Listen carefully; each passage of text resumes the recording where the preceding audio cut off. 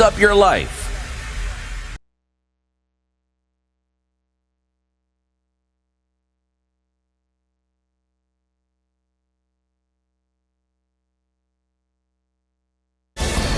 Good morning to you. This is the News Wire. I'm Leah Ubaga. President William Ruto has shed light on the events that led to the impeachment of his former deputy Rigathi Gachagua, claiming that the fallout stemmed from internal conflicts within the Kenya Kwanza coalition. During a roundtable interview with vernacular stations, Ruto explained that tensions erupted shortly after taking office, with Gachagua clashing with key figures such as blogger Dennis Itumbi and MPs Ndindi Nyoro and Kimani Ichung'wah. He emphasized that he did not personally advocate for Gachagua's removal, stating that due process was followed. Wewe Deputy President anasema umefanya. Haya, tunamaliza kesi. Next, baada ya wiki moja, Faruk PA, mtu mdogo, amesema amefanya. Haya, naita Faruk, nafanya kesi. Tukamaliza hiyo. Kidogo, Ndindi Nyoro amefanya meitisha mkutano sijui Kiharu, amepanga wabunge wengi. Mbona amepanga wabunge? Mbona naita Ndindi Nyoro, tumeketi chini, kesi. Haya, kuisha hiyo, Kimani Ichung'wah sijui amesema. Sasa mpaka nikamuuliza, ndugu yangu, wewe ni naibu wa rais wa Kenya, bloga huyu Dennis Itumbi, bloga unasumbuana na yeye nini? PA ya ofisi mtu kidogo. Ruto also revealed that Gachagua demanded 10 billion shillings in order to rally support for the president in the Mount Kenya region. Unajua, mimi naweza kukufanya one term president. Usipofanya hii, nahitaji bilioni 10. Wewe unajua bilioni 10, Bwana Waweru? Bilioni 10 ndio niende niongee na watu ya mlimani, ni kupangie siasa, sijui nifanye nini. Mimi nikaona hapa, nikamwambia hii haiwezekani, na kama ni kuwa one term ni sawa. The president dismissed concerns about political tensions ahead of his planned 9-county tour of the Mount Kenya region, which will begin today. He said the tour aims to update voters on his administration's progress. Hata viongozi wengine wanasema Ruto ni muongo, sijui hakuna kitu amefanya. Sasa nikuulize, mimi nilikuja hapa, tukaenda hapa just not far from this state house, hapa Katonganga, tukaanzisha ile barabara inatoka Maroa, napitia hapo kwa Wamboi, napitia hapa kwa Munyoro hapa mahali huyo mtu anasema ati hakuna kitu nimefanya. Barabara ya kupitia kwake mimi nimetengeneza. Ruto has defended the move to fire former public service CS Justin Muturi during the recent cabinet reshuffles, claiming that Muturi, while serving as the Attorney General, had struggled to deliver.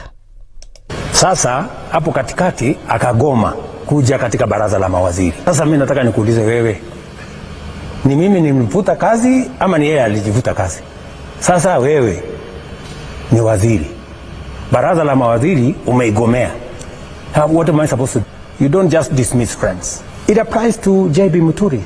Even when it was difficult for him to perform as an Attorney General, and it's not even me. Ask any government department.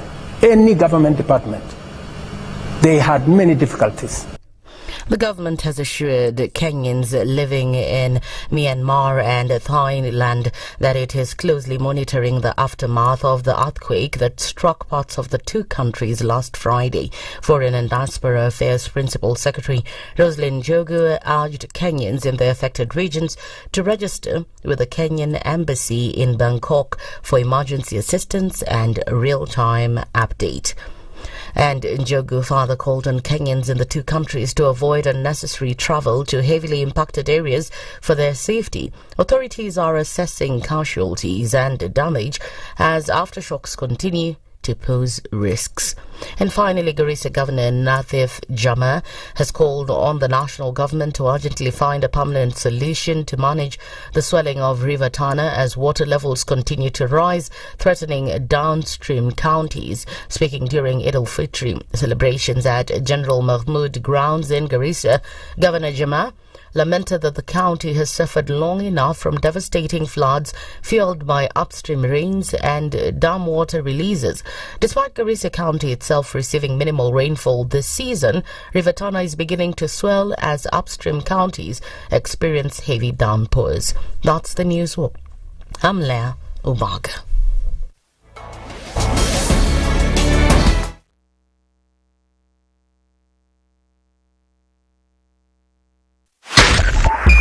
.5 SpiceFM, Kisumu. The following takes place from 6 a.m. to 10 a.m. every weekday on SpiceFM. If we just gloss over issues and hope that time heals, then we may find that in generations to come, we might be back at the same situation. And the whole thing is born of stolen elections. Spice. When it comes to the decisions you make, you must be independent. There's no way you can allow one institution to dictate to you how you're going to conduct your operations, how you're going to decide cases. It's a no. When you weaken the institution to the point where they cannot take action, then you realize that politicians have to come up and now start dealing with the issues. That conversation has to die. Our politicians do not like the hard stuff. We must insist on the path of doing things right, whether popular or unpopular. Money changes hands. That is a fact. If you have political goodwill at the highest top, like in Rwanda, then corruption will be an issue of the past. If you don't have political goodwill at the top, we will pass laws, we will amend laws, we will continue passing laws and re-amending laws, and nothing will happen. This is the Situation Room, the only way to start your day. In this country, 6 families and 8,000 Kenyans control 90% of the GDP. We are not a country. We are a plantation. We work for Ruto. When you're telling the judges court orders are papers or they will not obey court orders, they're sitting and you're seeking orders from them. So how are they supposed to interpret it? Isn't it an oxymoron? When you see a judiciary that seems to be under some control somewhere, you start questioning. We have very powerful governors, but they don't use their offices to serve the people. If you are not shameful to do what you are doing, why should we protect you? I'm human. Everybody's human. So when you're told, kuja tuongee, I mean, you'd be a fool to say, stagi kuongea today. Conversations have to be had, you know? People in leadership should only go into leadership if they are ready and willing to change the lot of the people. The Situation Room, Kenya's biggest conversation.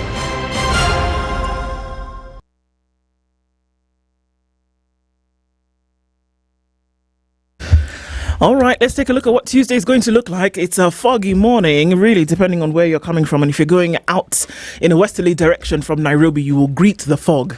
And it's really dense in some parts. So let's just agree that if you're going off the southern bypass this morning, heading out towards that whole Limuru area, that you will use your fog lights because you need them. Other parts of the city, you need to use them as well because the clouds are pretty dense this morning. All right, a lot of mist everywhere. So what that's going to do for traffic is probably going to slow it down just a little bit. We've come off a day when there was no traffic at all, and so now coming off of Ombaso Road, we're already seeing a little bit of that starting to build up. On the Thika Superhighway, nothing much except when you get towards the Pangani underpass, and we're starting to see a build up there. As you're coming out of Westlands, you're doing all right getting into the city, and it looks like it's going to be an A-OK day. But we're going to watch out for all of this and see how it all opens up, and we'll talk and keep each other company, won't we? SpiceFM KE on X, hashtag The Situation Room.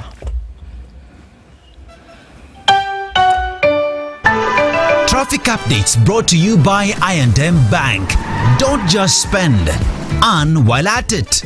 The I&M Bank Milele Rewards makes every swipe count. Earn every point on every purchase and redeem them for flights, shopping and more. Plus, every 20th customer to get the card gets 50,000 Milele Reward points worth 50,000 shillings.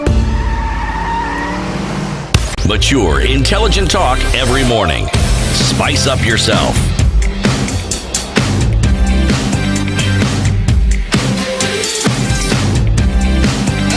Mornings done right. 94.4 Spice FM, Nairobi. 10 minutes after 6 o'clock. It's the 1st of April. This is like the change of seasons, really. And there was a daylight saving time on the other side of the world. So now it's gone back an hour. And then you're getting into a new season. Ramadan has come to an end. And rain showers in some parts then herald spring in the Western Hemisphere. Things, they are a-changing, whichever way you want to look at it. And all that plenty talk is just to say good morning. Good morning, Dennis. Good morning. How are you? Very well. How are you? Really love your dress. Looks really nice. Mashallah. How are you? I'm fine, thank you. Good morning. Thank you so much. How was yesterday? That compliment is inspiring, Dennis. I'm telling you, man. She's even broken into song. And dance on top of it. It's a good thing, no? No, it's more wahala.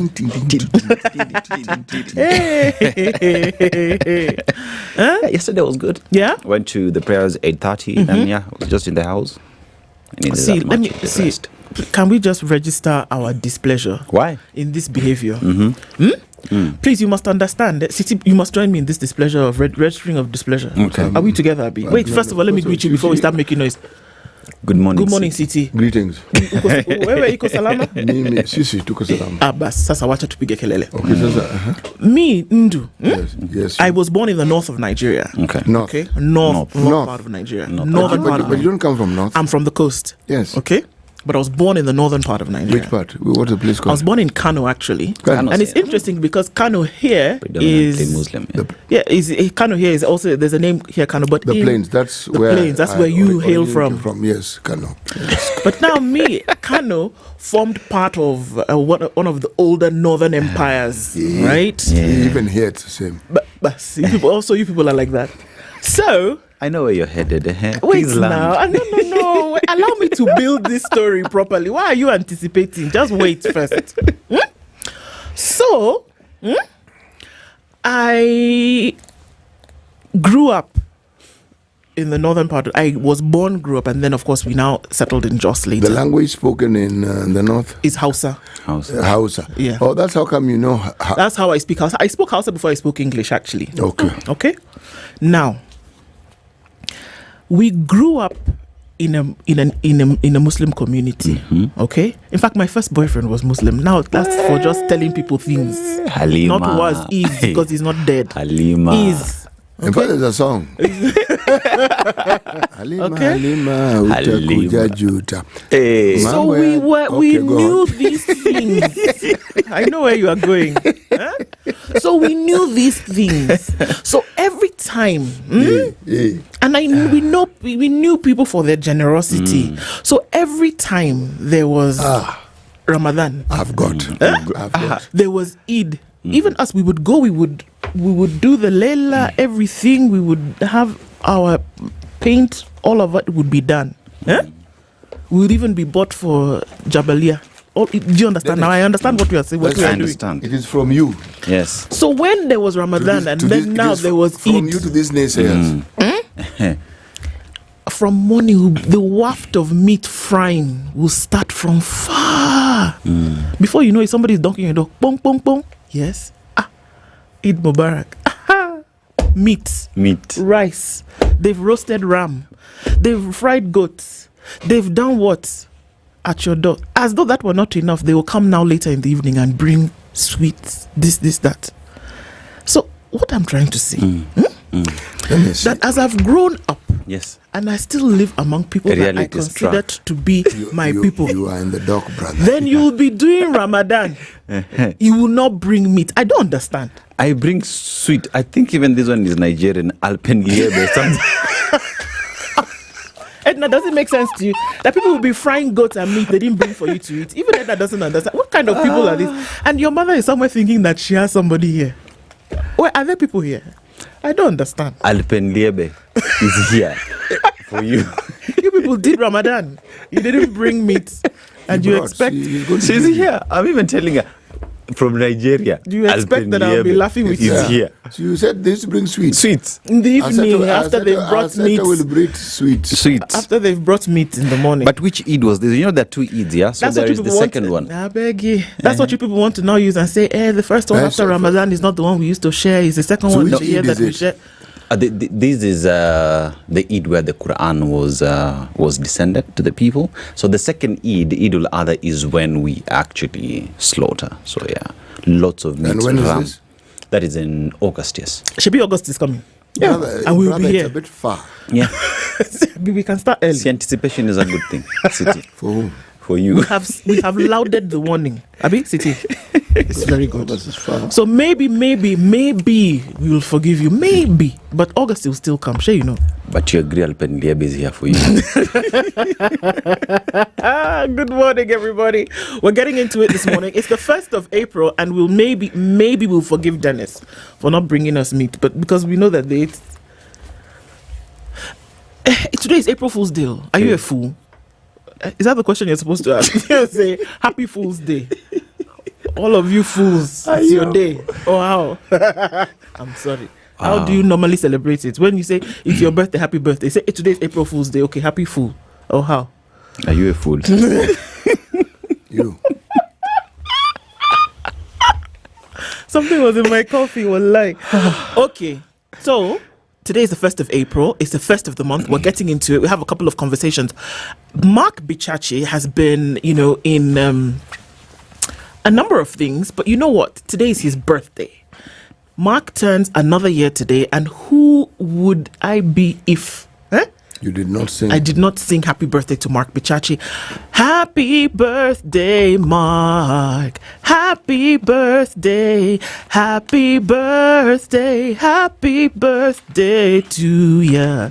Happy birthday. Happy birthday, Mark Bichachi. As you're healing, may you heal completely, and may you have a wonderful year moving ahead. Sawa sawa. Happy birthday, Mark. There are a couple of conversations, actually 3, because 2 is a couple, that we will be having this morning. I want to let you know what those are before we get into saying hello to everybody. And here we are with that. So, at 9 a.m., let's start from the tail end.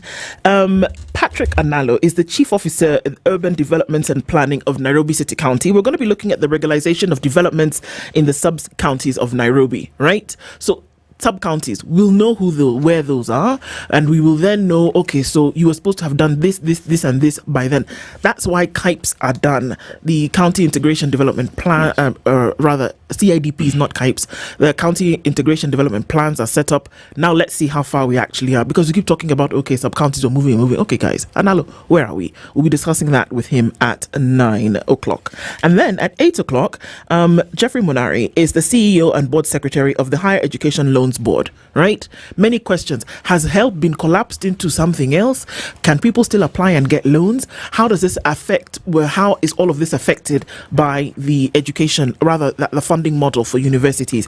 We'll be talking about sustaining the higher education funding model, and he will join us at 8 o'clock. And then at 7 o'clock, just here, hapa karibuni, Danstan Omari is a lawyer. He'll join us, and we'll be talking about abiding by the law. Who rules the state? Everybody says the law is clear. The Constitution guides us. Okay, well, who makes sure that you, who is upholding the law, is actually abiding by the law? Who does that? Who bells the cat? So we'll have that conversation with Danston at 7 o'clock. So that's what we have in store for you. We already see you clicking into the room this morning, and we're very grateful that you continue to do that with us every morning, and as we have these conversations that matter.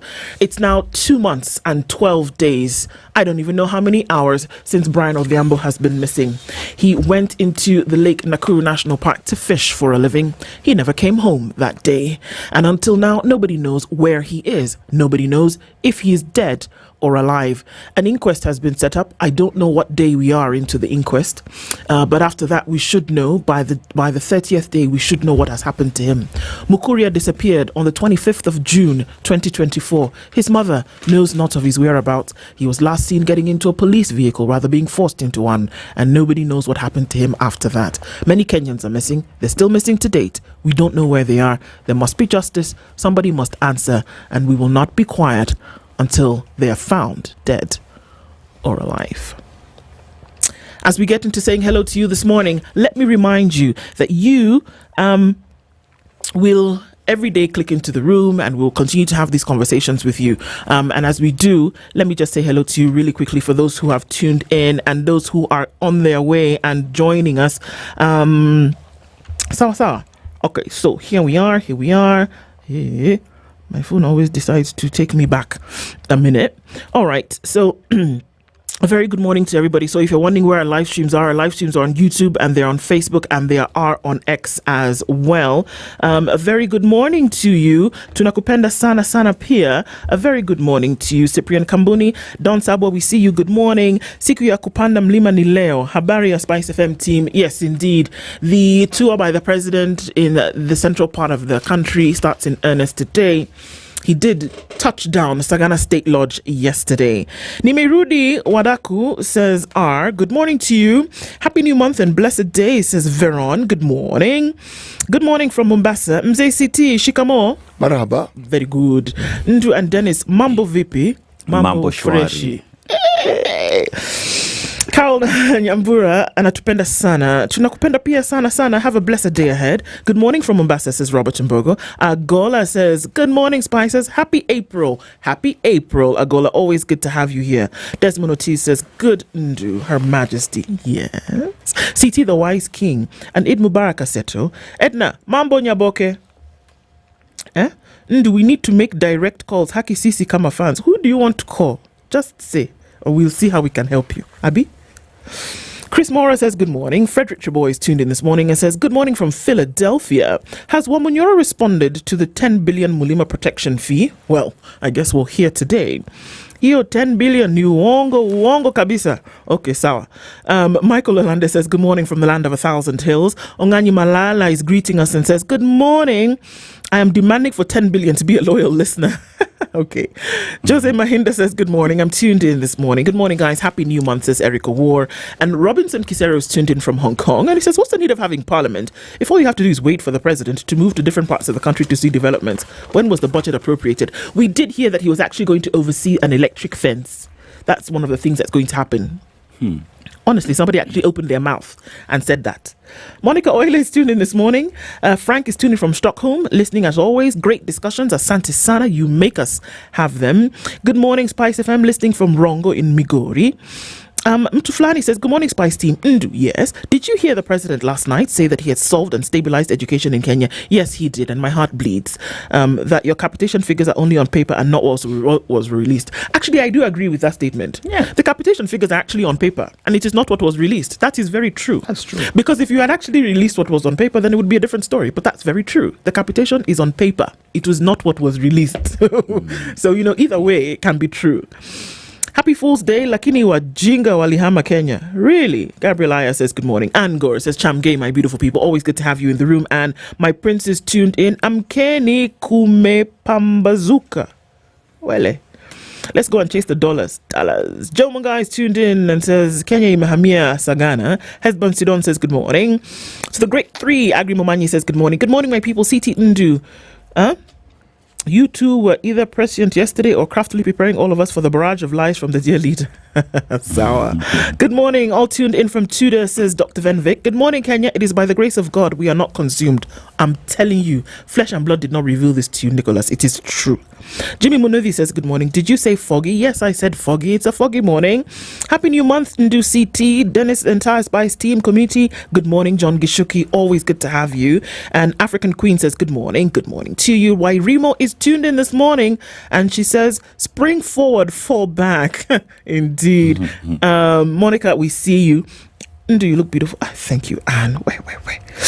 Monica says she's here for your jacket, CT. She's here for your jacket. Where is she? Where she is, she's there for your jacket. In other words, she likes your jacket. That's not the slang, we use nowadays. I'm here for it. Somewhere. You thought she was like out there in the waiting room somewhere. No, when I say I'm here for something, as in, man, it's yeah. I'm eating it up completely. Makes it better, doesn't it? Okay, let me go through this. Eunice, James, Restituta Matuku, Iregiwan Johi, good morning. Love you too. Happy birthday, Jessica, and a big girl Fool's Day. George is wishing Jessica happy birthday. Gypsy says, hi CT, hi Ndu, daughters of Africa, may grace be with you all this new month. Amen. Tibbs Muga is tuned in this morning, and Chef is also here. Edwin is saying, hello, Spice. MPS says, good morning, Spice. Did someone spike Ndu's breakfast? Well, I think something happened. Vincent Magu is also tuned in. James Nganga is here and it says, where is Lydiah, Maina? Ednah, what did you do to Lydiah? Kedu. Okay, see, when I see that word Kedu, maybe it is not Kedu, but in my language it would be Kedu. Good morning from Washington. Atieno says, good morning from Mombasa. Good morning to you. The FT family is also listening. Vincent Kibet says, good morning from a chilly Roiru. And Najib Jiro says, good morning from London. And Vincent also. Hey, everybody's in the room this morning. Karibuni, sana. Well, had to get to everybody, but we do it all the same. We went into a different African country yesterday morning, CT. Yes. Would you let us know what the proverb is for this day? Yes, I will. This particular country is actually in the Indian Ocean. When I say in the Indian Ocean, series of islands, an extensive group of islands, we call them the Comoros. And the capital of the Comoros is Moroni. Not Muhoroni. Oh. Moroni. Oh, so there are people who actually pronounce it exactly as it is. Exactly. If they didn't know. Others used, when I was young, what I used to hear people calling it was Mufron, and I wonder where the F came from.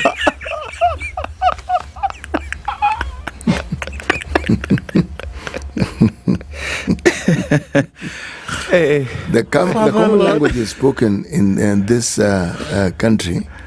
They speak Comoran, there's a language like that.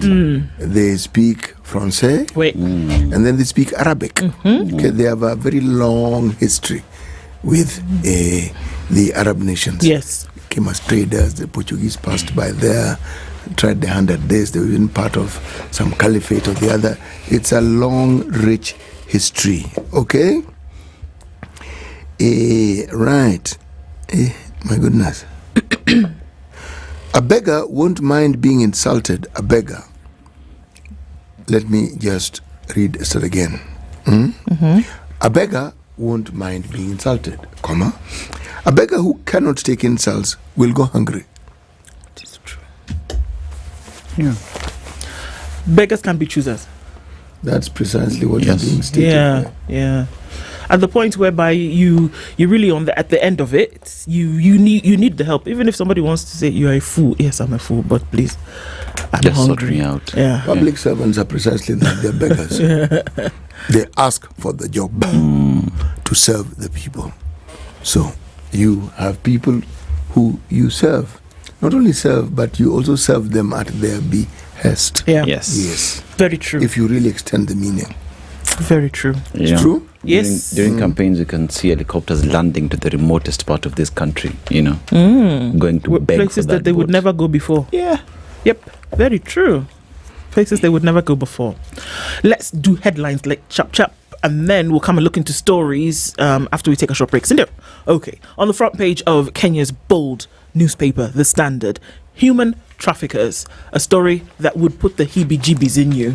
Rogue recruitment agencies continue to operate with impunity, preying on unsuspecting victims and selling fake dreams that quickly turn into nightmares of forced labor, violence and captivity. We expose unscrupulous agencies fueling the human trafficking machine that ruins lives, inflicting untold suffering on families as government turns a blind eye. We'll look into the details of that. 1 year on, no answers on General Ogola crash. It was said that an inquest was going to be done into what happened with that accident. We are still to hear what that is about. Trump calls out Putin and Zelensky. That's on the international pages. Father, 3 sons among 7 killed in Naivasha car crash. Small general election awaits new look IEBC. Community in shock after wife stabs border rider to death. Yay. And how young Kenyans are enslaved in Myanmar's dark digital underworld. That's a story that we'll look into, but it is quite a thing. A family appeals for help for kin jailed in India. There's quite a lot of those coming up lately. We'll look into the details of that. Dennis? Yeah, that's good. The Daily Nation and smack in the middle of the paper. Ruto's bombshell. Now, President William Ruto has for the first time revealed the behind-the-scenes intrigues that led to the impeachment of Rigathi Gachagua as deputy president. This is based off the interview that he had yesterday with around 5 pointers on issues that were raised by journalists yesterday. And the day I almost gave up on my son, a mother's darkest hour before dawn. That is Stephen's mother. On when she was almost giving up on the son. And a dead Kitengela man, Embakasi ranching and North Koreans feud over 2.5 billion shillings land. And yesterday was Eid, and Muslim clerics had something to say. Clerics caution against pay rise for MPs. A section of Muslims has cautioned the Salaries and Remuneration Commission and Parliamentary Service Commission against increasing the salaries of members of Parliament at a time when a majority of Kenyans are struggling with the high cost of living. CT. In the Business Daily, foreign banks turn to parent companies for capital boost. Excuse me. Bless you. The subsidiaries of foreign banks, excuse me again, with a presence in Kenya, have turned to their parent companies for capital support as Central Bank of Kenya demands higher core capital levels for lenders starting December 2025, end of this year. Okay? Insurers breach commissions limit in rates for business. Commissions payout to agents and brokers have burst the set legal limits as Kenyan insurers scramble to win a larger market share, risking the sustainability of their businesses. Okay. Umeme investors face lower pay as concessions end. Shareholders of Cross Limited Ugandan electricity distributor Umeme are looking at a lower than expected payout after a concession deal with the Uganda government lapsed and the recommended company buyout price was slashed by nearly half. Right. Non-salaried workers to get affordable mortgages. Non-salaried workers are set to access subsidized mortgages of up to 6 million shillings under state-backed scheme that covers nearly half of the credit in the event of a default. There's a Kenya Mortgage Refinance Company. Yes. But there's a new firm. It's called the Kenya Mortgage Guarantee Trust. Okay. Yep. Full story to come later. Lease, this is bang in the middle of the paper. Fantastic. Lease of KPA assets back amid Dubai port interest. Once upon a time, in the previous government, there were schemes to lease certain facilities at the port of Kilindini, Mombasa, port of Lamu. Yeah. And the company that was in the news regarding this arrangement that the previous government wanted was a Dubai-based company called DP World. Okay? Mm-hmm. And it was opposed by none other than the people who are now in power. All right? Mm-hmm. It was opposed. We, the citizens, also opposed it. It's now back. Okay? Right. The Star. From getting by in farming to leading in agroecology. Agroecology. Right. This is a story of somebody by the name of Agnes Kayuyu, who has, I'm not sure that this Kayuyu is Kajuju, but it's written Kayuyu in her farm in Meru. All right. The story of what this thing is, I will read later. How activists help endorosis women fight climate crisis. How activist is a place, is a obviously. tribe, I think. Yeah. It's a place. Endorosis is a place. In Baringo, rural women are facing the compounded challenge of climate change, gender-based violence, and lack of access to critical resources. This is what they're dealing with. Somebody's trying to help them get out of this rigmarole. Right. No closure for parents 10 years after Garissa Varsity attack. Family's agony. This story is on page 7. And then 31 counties to lose 7.4 billion in CRA plan. Okay, the losers are listed. Okay, and so forth. Then there's those who gain, and they also listed. This one is going to cause a ruckus. Yep. This one, it will cause a ruckus. Back in the middle of the paper, cracks in his camp impossible to ignore. Rigathi fresh headache as friends send mixed signals. Which friends? This is the story on page 4 and 5 of the Sita. Okay, I guess we'll look into the details. We'll look into the details of these stories later. Are you done, CT, with the headlines? I am completely done. Okay, all right. So let's come back and look at a lot of these stories in detail because there's quite something. At 26 minutes to 7 o'clock, it's Kenya's biggest conversation this Tuesday, the 1st of April. We continue after this.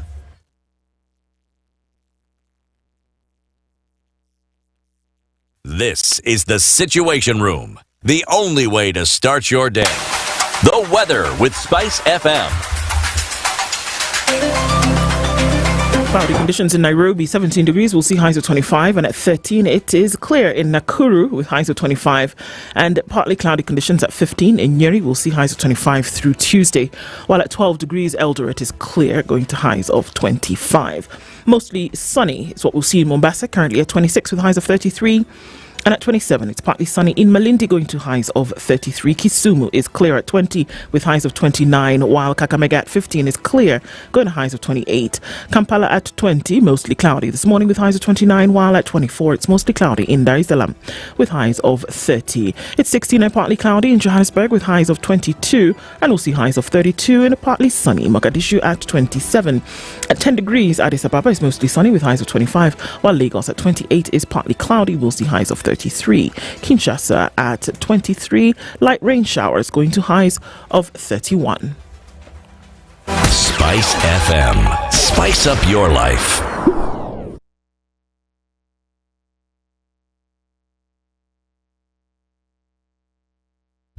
All right, a quick look at what traffic looks like this morning. And still, I think we're still in the early stages of it all this morning. Folks moving slowly in and out of the city today, but we will not see too much. It's starting to build on the thicker superhighway as you come in from Githurai, and we will see bumper-to-bumper action. Actually, you're quite seeing some of that already coming in from that Wairimu interchange. It's coming all the way through then towards the Pangani underpass, so that already looks busy. And it's also busy on Kangunda Road, outbound and inbound. Ngong Road looks good, at least for now. And then we'll see probably some movement into the CBD later. Plan for it and keep it moving. Let's talk just in case you run into anything that we should know about. SpiceFM KE on X, hashtag the Situation Room. Traffic updates brought to you by I&M Bank. Whether it's groceries, fuel or luxury shopping, make every swipe count. The I&M Bank Milele Points gives you real rewards for your spending. What's even better, every 20th customer to get the card gets 50,000 Milele reward points worth 50,000 shillings. Mature, intelligent talk every morning. Spice up yourself.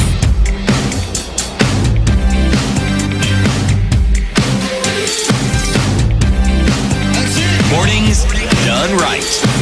94.4 Spice FM, Nairobi. All right, coming in at 23 minutes to 7 o'clock. Dennis, tell us what's going on. Details.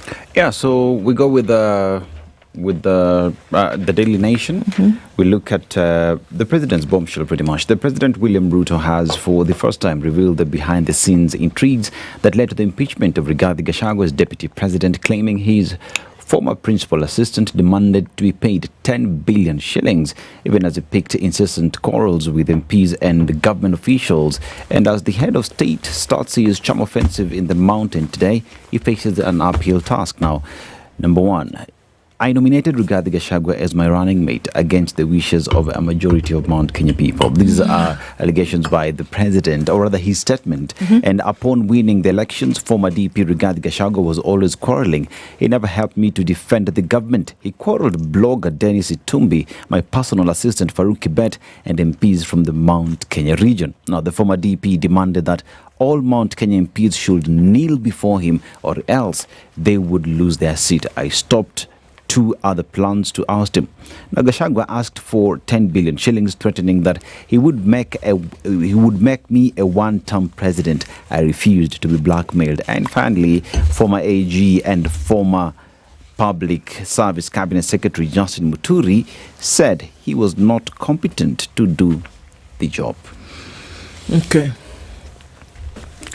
So the president pretty much just giving out what went down before his former deputy was impeached. He actually said, I never impeached him. The law was followed. The MPs followed the law and impeached him based off what had happened, because apparently the former deputy president was threatening and being so bossy to his to members of parliament from his region. Yeah. Okay. This is, of course, in his opinion. In his opinion, yeah. Okay. Yeah. All right. Yeah. Well, the president was accused of behavior that was considered a little untoward with regards to his president when he was deputy. So this seems to be an ongoing tradition that we're building here. Right. Yeah. You know, when you get to the house, you keep the traditions of the house, no? Yes, you're president, you look for a deputy who's going to give you a hard time. And then you label him something. Yeah, label him or her something. And yes. But it's really interesting on how the president will be climbing the mountain today. Let's see how that will be, you know, because there has been conversation on how it will be difficult, it will be so slippery, but will it be? Dennis, you know he is the president. Yes. Okay. He is the president. Yes. And he was elected. You can say what you like.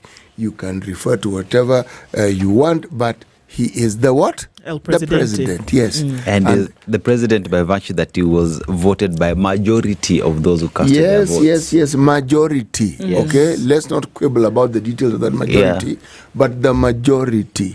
So it is within his mandate to tour the whole country. And Mlima is part of the country. Whole country. After all, it's called Mount Kenya. Yes. Yeah. Not Mount some other place which is in Kenya. Yeah. It is Kenya. It is the only mountain in the country with named Kenya after in it. All right. There's another mountain called Margaret, but you know. Oh yeah. We'll talk about that later. I think it's interesting that some things were said yesterday, and I think that as a result of that, we're going to get some resounding responses. We already started to see the trickling in of the same yesterday, but to see what people will say as a result of what he said, I think will be very interesting. And I almost feel in my bones that some of the things he said yesterday, the president, was to elicit said reaction. To say, okay, well, let's go. Let's duke this thing out. Mano el mano, let's go. Yeah. Because you've been doing 1, 2, 3. Now let me tell you what I actually think.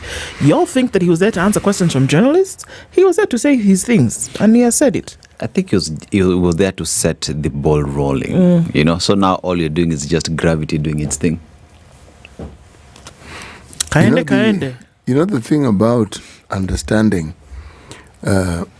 what we are dealing with in this country is understanding how it is we should relate to our elected leaders. Yeah. Okay? How much we should accommodate, how much we should forgive, what we should call out. And then tied on to this are the traditions by which you've been brought up, where people who are in authority or people who are senior to you, you treat them in a certain way, and you probably don't even talk to them in a certain way. Okay? However, the freedoms that we have come with responsibilities. True. Much as it is absolutely mandatory that we call out those we have elected to lead us, we must be respectful. Now, someone say, what do you mean respectful? Precisely that. You can call out someone without being insulting. True. You can call out someone without showing them that you have absolutely no regard for the office. Even if you have a problem with the person, that office requires respect. You may not think so, but it's just a simple fact. Yeah. Because that office will have somebody else in it. And if you acquire this taste and this habit of always finding distasteful things to say, even when they're not warranted, now, that doesn't remove the fact that you must also speak things that you know to be true. True. Not things you've conjured up in your head and then you now force them in your mind so that they can represent a certain element of truth. You know why I say this? It's because I see a culture developing. Okay? And the culture is, the moment you have angst, you have an issue with the government, from that point onwards, there's nothing they can do that can be right. Sadly. The moment you have angst with a person, there is nothing that person can do that you can ever see as being right. Even when they save your life. Isn't that natural? Is that a natural human thing that, you know, if I, and I guess you have to rise above who you the situation to say that, okay, well, look, in this situation, this may have happened, but that doesn't mean that everything about this other individual is damned to hell. Is that what you're saying, CT? That is precisely what I'm saying. And why I'm saying it is because as you go through life, you will have very many people causing you offense. So you are going to hold a grudge against each and every person who causes you offense. It's a lot of time. It's a lot of time. It's tiring. It'll be interesting to see, but I'm telling you, CT, I think that the statements that were made yesterday by the president, it was beyond answering questions that were posed to him by journalists, and that there were things that he's been wanting to say and get off of his chest, and I think that he was able to do that yesterday. Now, it doesn't end there, though, just because of the politics of the nations, that we will see a response over the next... We will see a response from very many quarters over the next couple of days, and in my opinion, that is going to form the basis for the politics that we will see in the next coming weeks. Let me just give you a rider to this. That visit will come to an end. It will. And then what will have changed? In terms of what? I'm saying he will go for the visit. He was a Northeastern. Do we even talk about it? No. Oh, yeah. I mean, that's going to pass. Then he was in? He was in... he went to the coast. Yeah. Yes. Okay. Do we even talk about it? No. And then he went to Western. Yeah. Yes. The point I'm trying to make is too much noise and energy is made about these visits. It's as though they're going to change something fundamental. They do not change something fundamental. And they won't. Take the view that this is someone doing their job. Okay? Yeah. And that is my view. He's doing his job, and I leave it at that. I think now when it comes to anything fundamental that would happen is the people who will be directly affected to then come tell us if there is any change, right? Precisely. I was reading somewhere that there's a wish list. You see, this again is what I find... Sorry, you want to say something? No, I'm listening as to the wish list of things that they want him to do when he comes. Yes, the wish list for Central. And I'm thinking, you see, this is a legacy that we've inherited over time where a leader is supposed to give you things when they come to you. So they tell you we don't have water, you provide water. They tell you we don't have this, we don't have... It's not how government works. Yeah. Whatever it is that is needed is known. It goes through a process, it is budgeted for. But we can't run away from the fact that when the president does make these trips, that there's a dangling carrot of those development projects that he will come, whether they've been budgeted for That is what I'm speaking. Or whether his people even know that he's going to open his mouth and say... This is not what I'm speaking about. Yeah. This is what I'm speaking against. Yeah. He will come and say certain things. Listen. Yeah, he will come and say certain things, and people will grab onto them as though they're truth. He will say, and that's just one of it's one of the phenomena of politics, that you will come, and when you're in a region, you will take advantage of the fact that there's so many people there, and you will say certain things to them, and people will believe you. This is what causes these problems because when you find people are upset and disappointed, it's because it's a factor of expectations. So promises generate, build up, grow, and mushroom expectations. Yep. Yeah. They will. Because then again, you see, if you're looking at it, when the president is coming with a certain specific set agenda. When he comes in and starts giving these roadside declarations, that's what it is saying. Creates what? Expectation, which then forms what? Disappointment. And disappointment will come. It will. Full cycle. I just think that there's so many more things in this country that need attention that are not being paid attention to. And here we have been running over the last 2 weeks talking about the president's going to Mount Kenya. So what? That's where I am. That there's so many things that are unattended to that need to be paid attention to, and they're not being attended to. And here the last 2 weeks, people have been shouting that he's going to the mountain, for crying out loud. He is going to the mountain. Yeah, okay. But like you said, he's going to come back, and then the country's still going to be there. The country is going to be here. Even when he's in the mountain. Yes, he's still here. The point I'm making is this, Ndu. We need to ask ourselves the pertinent question. What is significant, what is important, and what is a priority? Absolutely. Okay? We are in enough trouble as it is. We have enough problems as it is. Okay? If we think that these discussions are good entertainment and we're entertaining ourselves, then okay, I understand. But what are the pertinent issues that we must address? The things we keep talking about every day. Yeah. That ought to be the center Front of the and center. conversation. Front There and was this center. problem of education. Where are we with it? Yes. There's this problem of health. Where are we with it? Okay? There's this problem of pending bills. Where are we with it? Pertinent questions. Such as, let me tell you another one, where young Kenyans are being lured to the dark digital underworld. This stuff sounds like a horror movie, but it is actually true. Lured by the promise of well-paying jobs in Thailand, dozens of young Kenyans have instead found themselves trafficked into Myanmar's underworld of online scam syndicates. As survivors return home scarred and broken, Francis Ontomwa reports their harrowing ordeal that exposes a deadly network operating with impunity.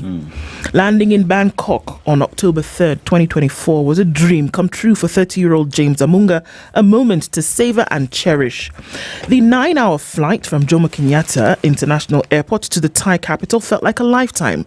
It was a long, exhausting, and seemingly unending, yet beneath the fatigue, a sense of excitement pulsed within him. After all, his life was about to change forever. It was the first time Amunga had ever taken such a long journey, but he believed it was worth every minute. And he said, things were not working back home. I needed this. I wanted to escape poverty. I needed a well-paying job. And here was my chance, finally. So he confided in an interview to the Standard that after weeks after he escaped the jaws of death in Myanmar, where he had been recruited as an online scammer by a ruthless global network of Chinese traffickers. He had been tricked into believing he would secure a job as a chef at one of Bangkok's prestigious hotels. For 4 months, Amunga endured unimaginable horror. He was forced to master the complex art of online scamming, coerced into conning millions of dollars from unsuspecting victims around the globe. Defiance was never an option, and any hint of uncooperativeness was met with brutal consequences that would range from electric shocks, severe beatings, and days of isolation in dark, airless rooms. He was not alone. He met dozens of Kenyans with other nationalities as well, and they were trapped in some nightmare, enticed by promises of lucrative jobs in neighboring Thailand, only to find themselves enslaved in Myanmar under vicious Chinese cartels running scam centers. They tell the story of individuals who've gone through this, and then now they link these individuals to the 3 pictures that you see on the front of the Standard. A lady called Grace Eshewani, who is a recruitment agent. Another one called Jane Thiongo, who is also a recruitment agent, as well as John Jaguna. According to Gideon, who is not his real name, he was, of course, protected, said Grace Eshewani is a sweet talker. When you speak to her, she claims to be in Bangkok. But when you arrive, she tells you to find her at the job centers. We know DCI officers are aware of her operations, but she remains untouchable. Now, it's not just somebody walking up to you and saying, I have a job for you. It is you going to the agent, you're saying that I'm looking and we've been promised at these jobs, but you pay. And what are these amounts that people are paying? 150,000 shillings, 100,000 shillings for the connect to actually go and do the job.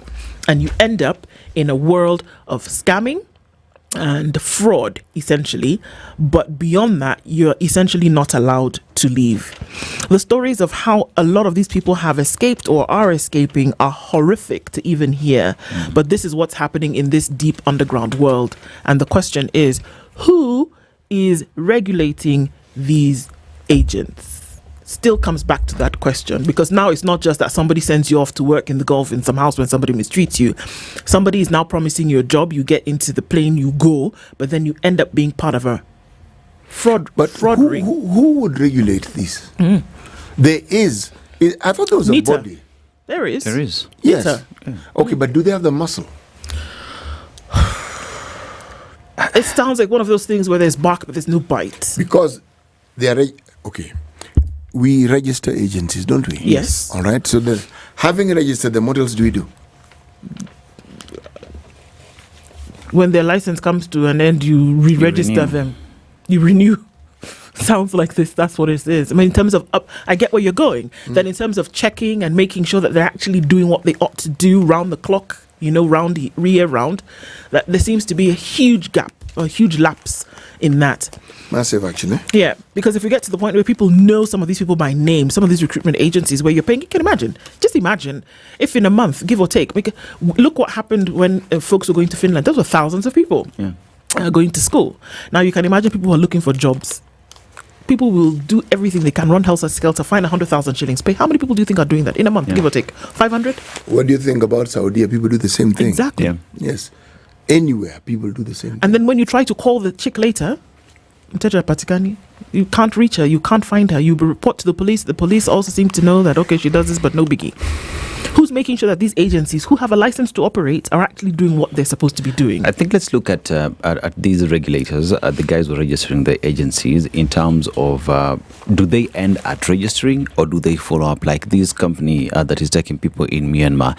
Does the agency have the muscle to, okay, fine, register, but then follow up with the jobs abroad in Myanmar, look at the conditions, look at the contracts being signed and all those things, taxes, how they're being paid? Or do they just start with, oh, you are an agency, you want to be registered, I register you, and from there, kalas, jipange. So now, the absence of the follow-up on this registration from point A to point Z to when, even after the contract, when you're coming back home, is what is missing. Because if we had that in plan, then we'd say that the government, through the regulator, the registrar of these agencies, would say they're doing their job, but seems like nothing is there. Yeah. And how many people are stuck there and can't come back? And this is the thing, the lapse. These are some of the issues that we should be looking at in terms of what's actually happening with people here. You know, there's a part 2 of this story that comes in, this story that Francis Ontomwa has written. It comes in tomorrow. 48 Kenyans arrived in JKIA on Saturday, March 22nd, after being rescued from Myanmar. Many were frail, weak, and in deteriorating health. This is what is happening to them when they're out there. Who rescued them? Okay, so now the story goes into how they were able to leave. I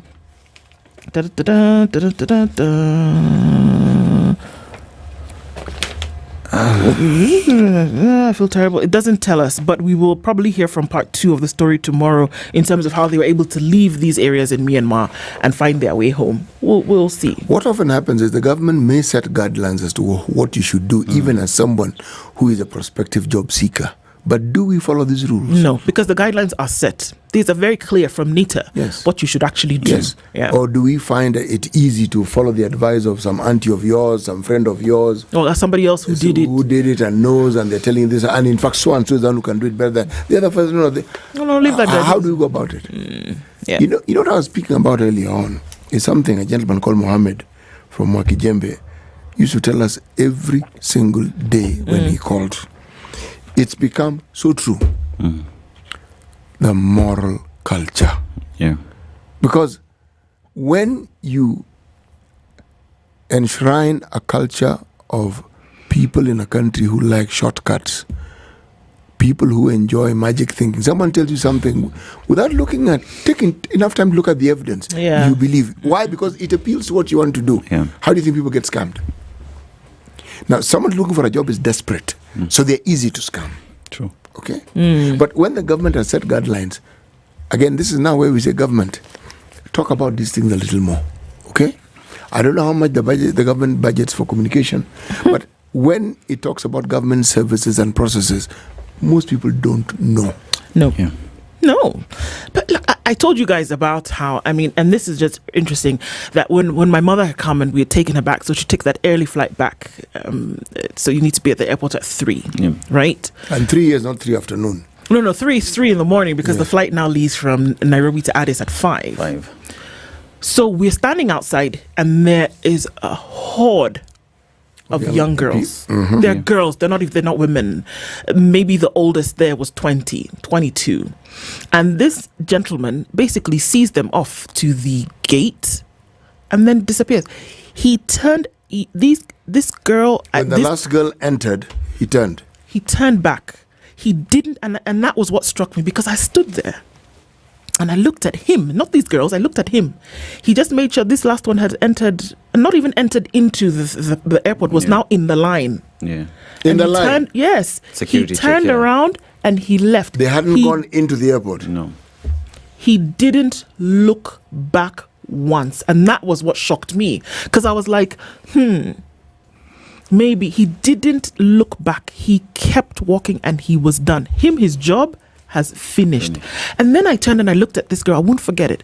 What reminded me, because it was 3 a.m. It was pretty cold. And this was in July. Pretty cold. And she had a white t-shirt on and she was wearing blue jeans and she had a backpack. That was all she had. And I'm trying to imagine, this girl doesn't know where she's going. Her parents have struggled to pay 50,000, 100,000 so that she can go and get a job somewhere. And that's it, she's gone. They don't know what's going to happen to her. They don't know where she's going. They don't know where she's going to land. Nothing. This guy has collected the money. He's gone. He's done. And there were about 20, 25 girls in that group.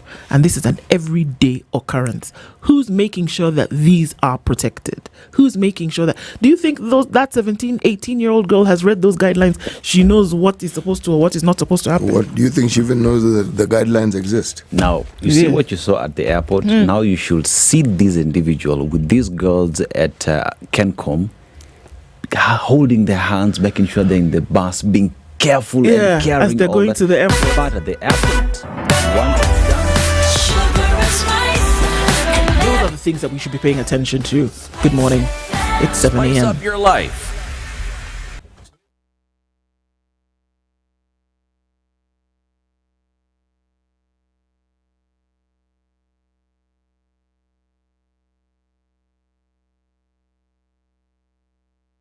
This is the news wire. I'm Leah Ubaga.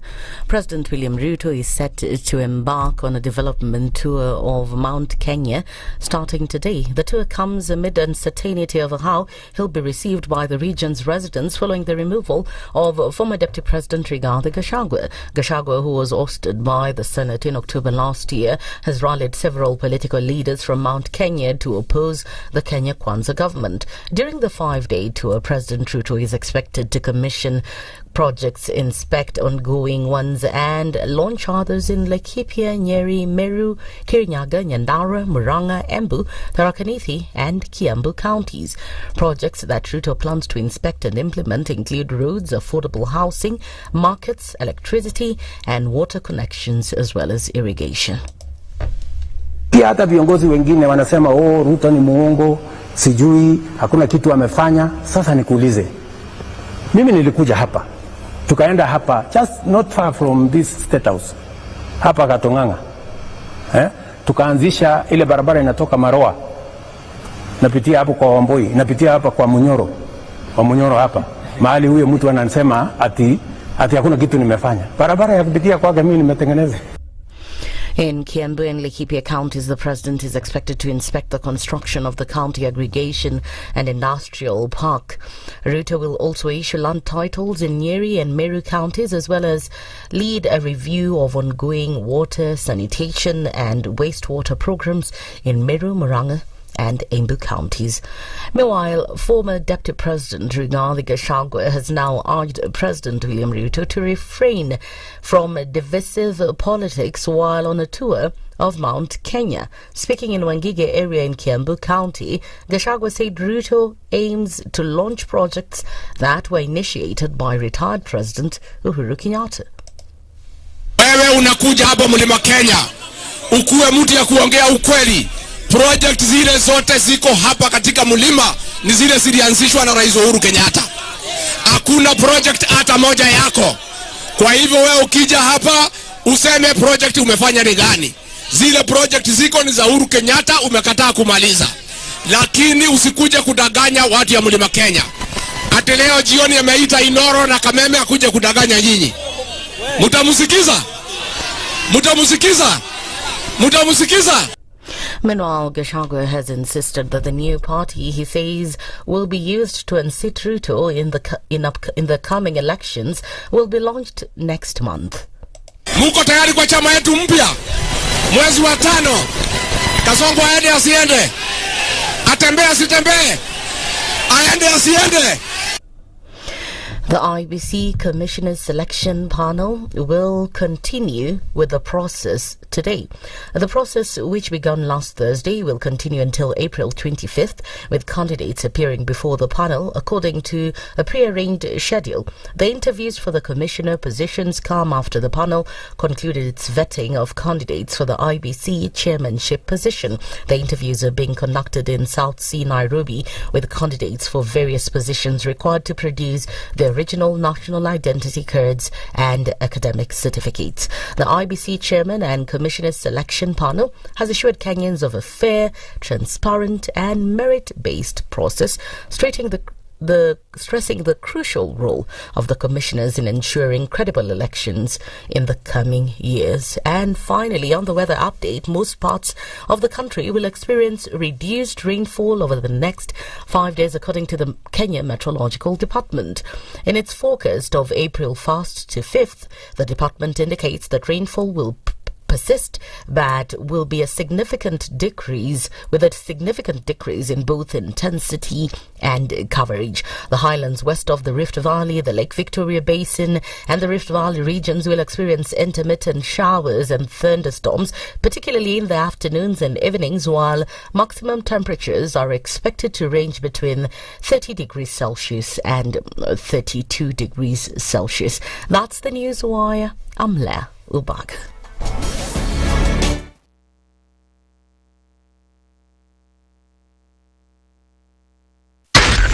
Spice FM, Nakuru. All right, let's take a look at what traffic looks like this Tuesday morning. It is still a bit dark out, and so you're going to need your lights. Use them, please. I keep insisting. It's important. Not enough do. Coming off Thika Superhighway, there's quite some traffic this morning. It's coming in all the way from that Ruiru interchange. It's going to come through towards Githurai, and then out towards Garden City, Kasarani, and then through on the Thika Superhighway. All of this going then towards Pangani Underpass. There is traffic on Kiambu Road. It's coming through towards Muthaiga Square. So all of that very, very busy. Limuru Road, quite some traffic as well, and that's getting busy. And the whole Parklands area coming in all the way from Village Market, so that's starting to do the thing. Also on Waiaki Way, I think we're free for now. There is some traffic coming on Ngong Road. It's coming in from Naivasha Road, so that is busy as well. We're getting into traffic hour in a short while. Let us know what's happening in your neck of the woods. We want to keep things moving this morning. We'll talk on Spice FM, KE on X, hashtag The Situation Room.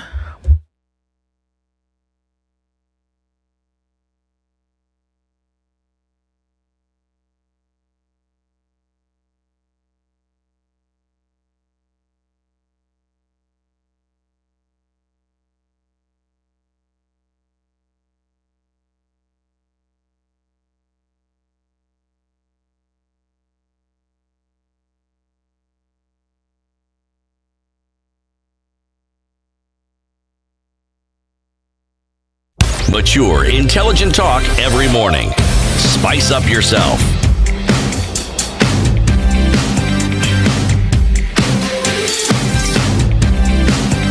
Mornings done right.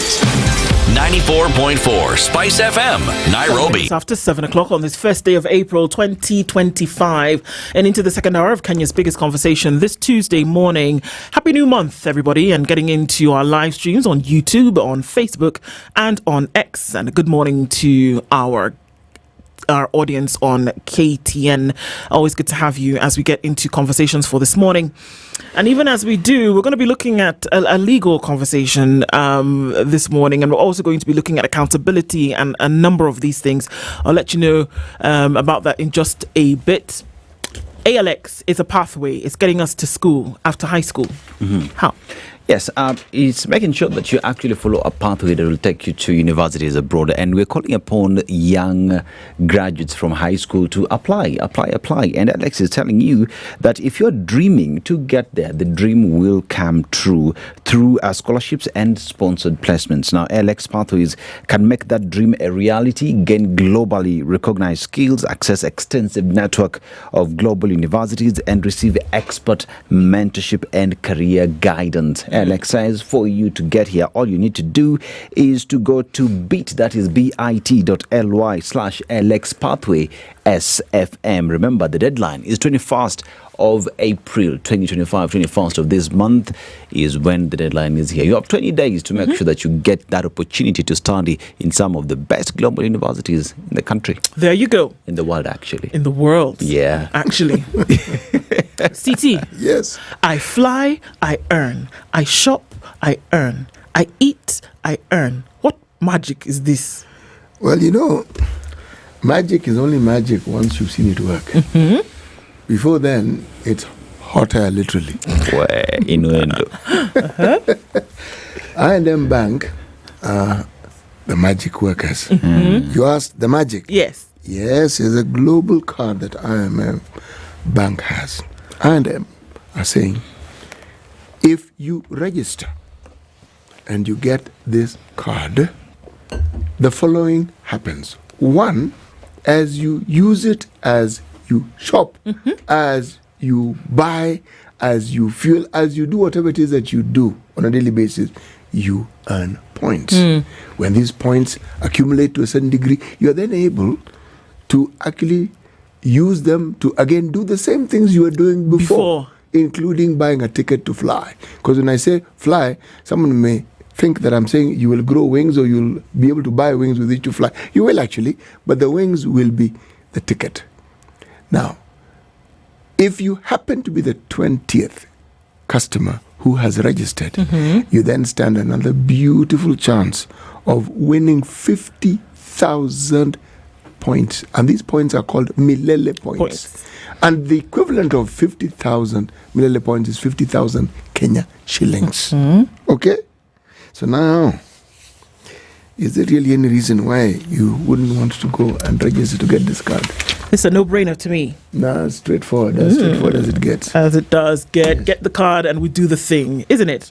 All right. So, our conversation for this hour is looking at, who holds the accountability holders accountable? And that is a conversation that we'll have this morning with no stranger to the Situation Room. Wakili Danstan Omari is here with us this morning. Wakili, good morning. Morning. Hi. How are you? Are you sure I'm fine? Today is Fool's Day. I might be fooling everybody around here. That you're fine and you're not fine? Yeah. Okay. All right. How are you not fine? All right.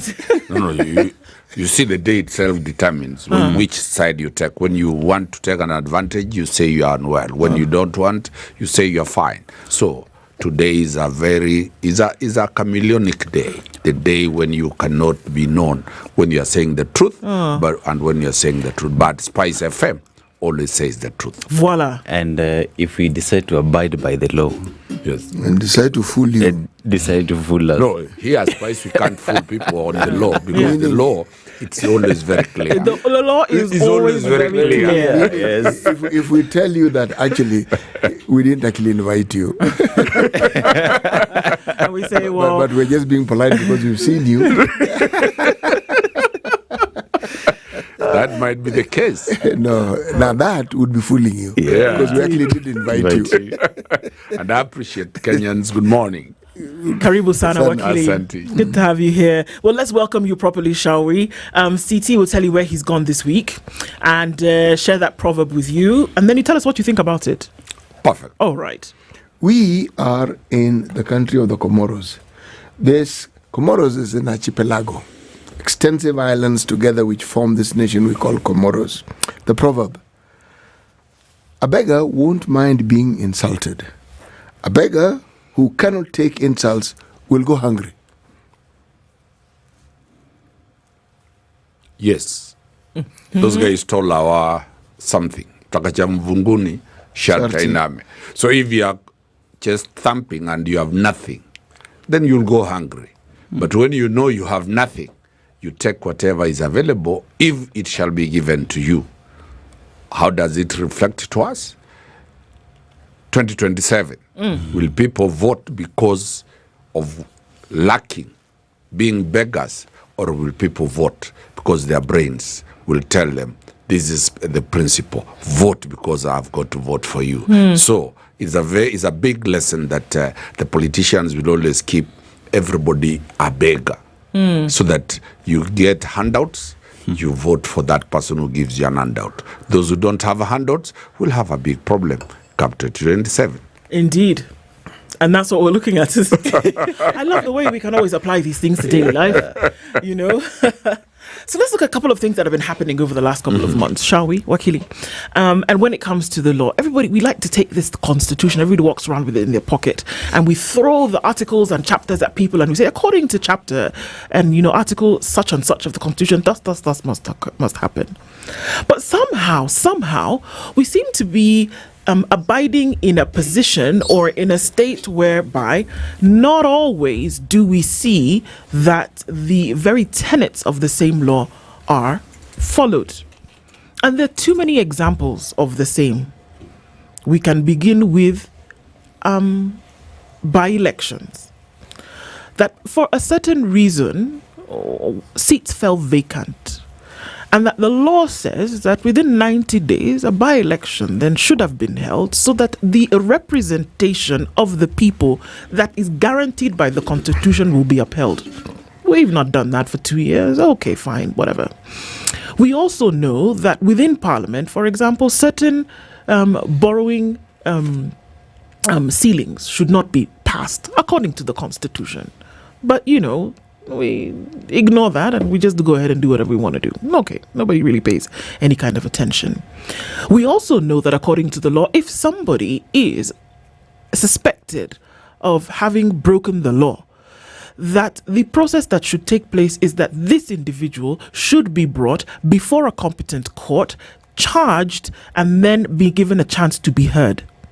But we see people disappear too many times without number, and nobody really pays attention to that. So the law has become, in many cases, a mere suggestion. So the question today is that we're asking, with these things that we see over and over, and we say, we just want to shake it and say, why can't we just abide by the law and do the right thing all the time without being questioned? What is supposed to be done to hold the accountability holders accountable? Well, the country, when you talk about accountability, we are talking of two things. Governments are created to protect life and property, purely. That is the essence of creation of government. Property is defined in so many angles, whatever it is. Governments run by people's taxes. It is the taxes that run government. So it is the people funding themselves. The people made the constitution providing for how they want to be governed. They donated those powers to several organs of government. Mm-hmm. But they retained the residual power that if they do not govern according to the way we have said, because we are the employers, then there are two ways. One, we take that government home, that is a general election, 2027.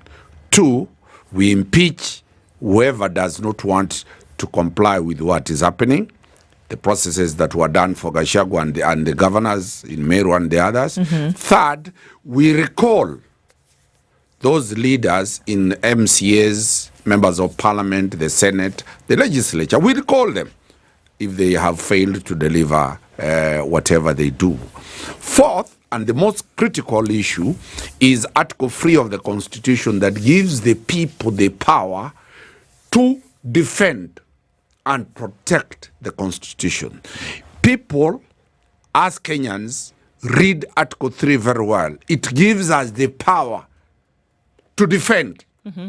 If government misbehaves or if an agency does not comply, it is us, the public. For example, if people are disappearing and they cannot be found, the law provides that citizens can exercise citizens' arrest.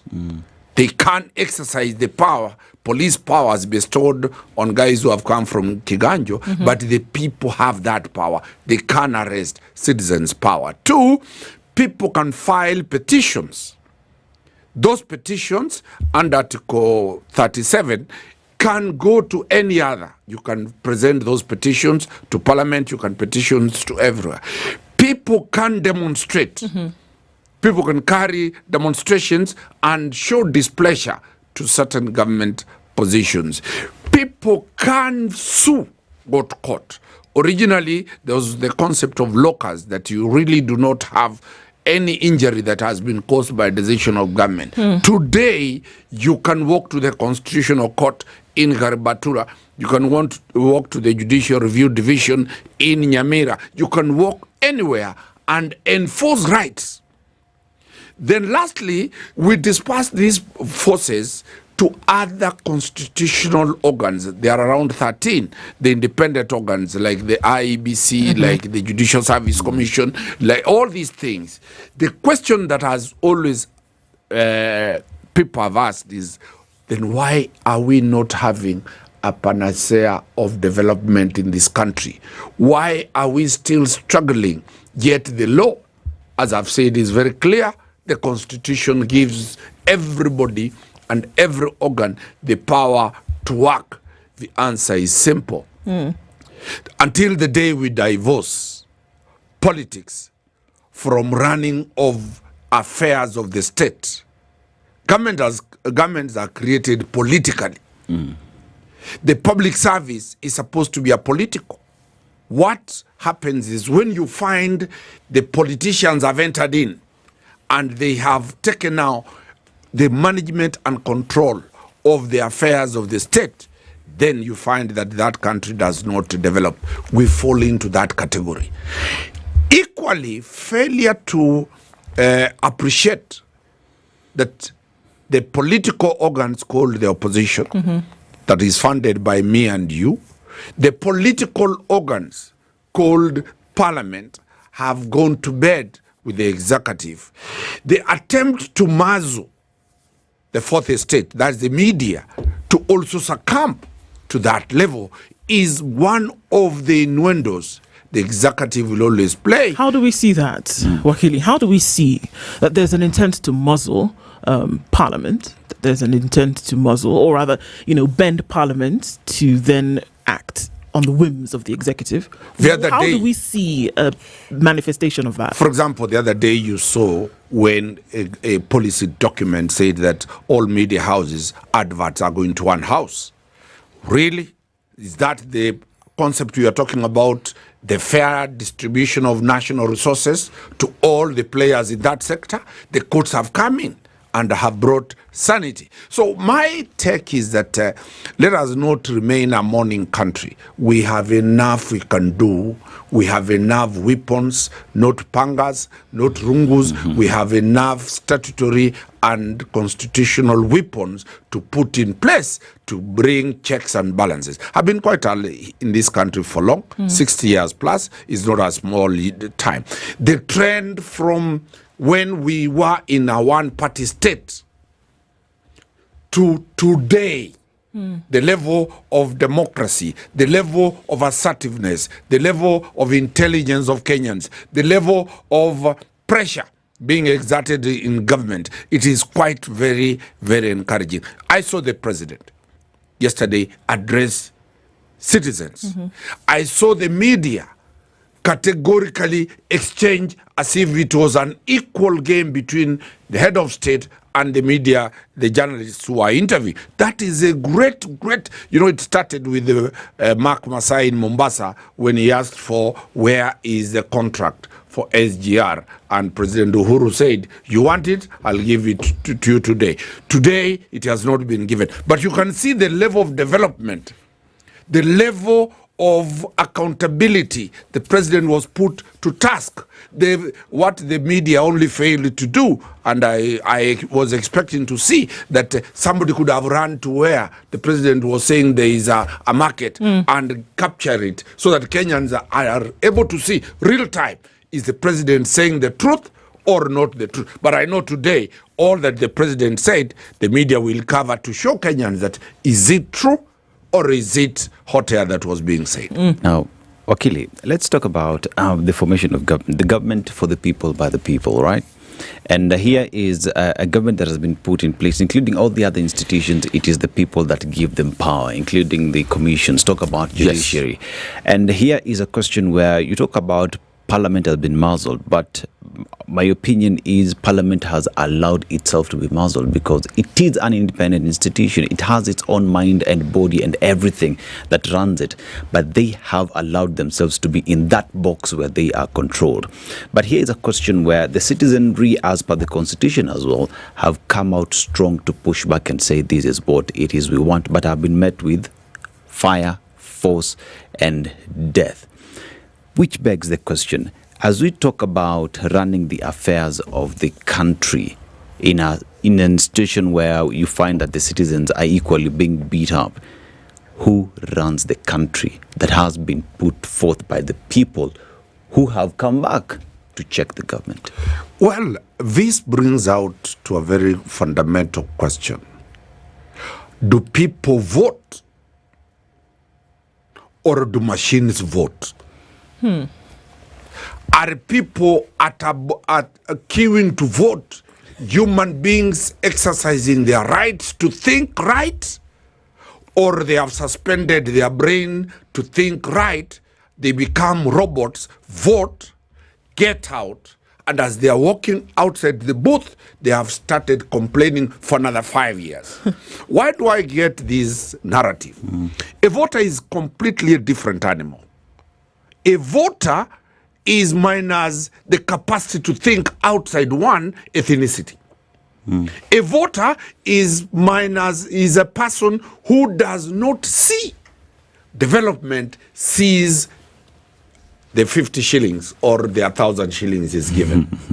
A voter is completely different, because you see, when you want to see how people vote, do they vote based on the principle of gender? No.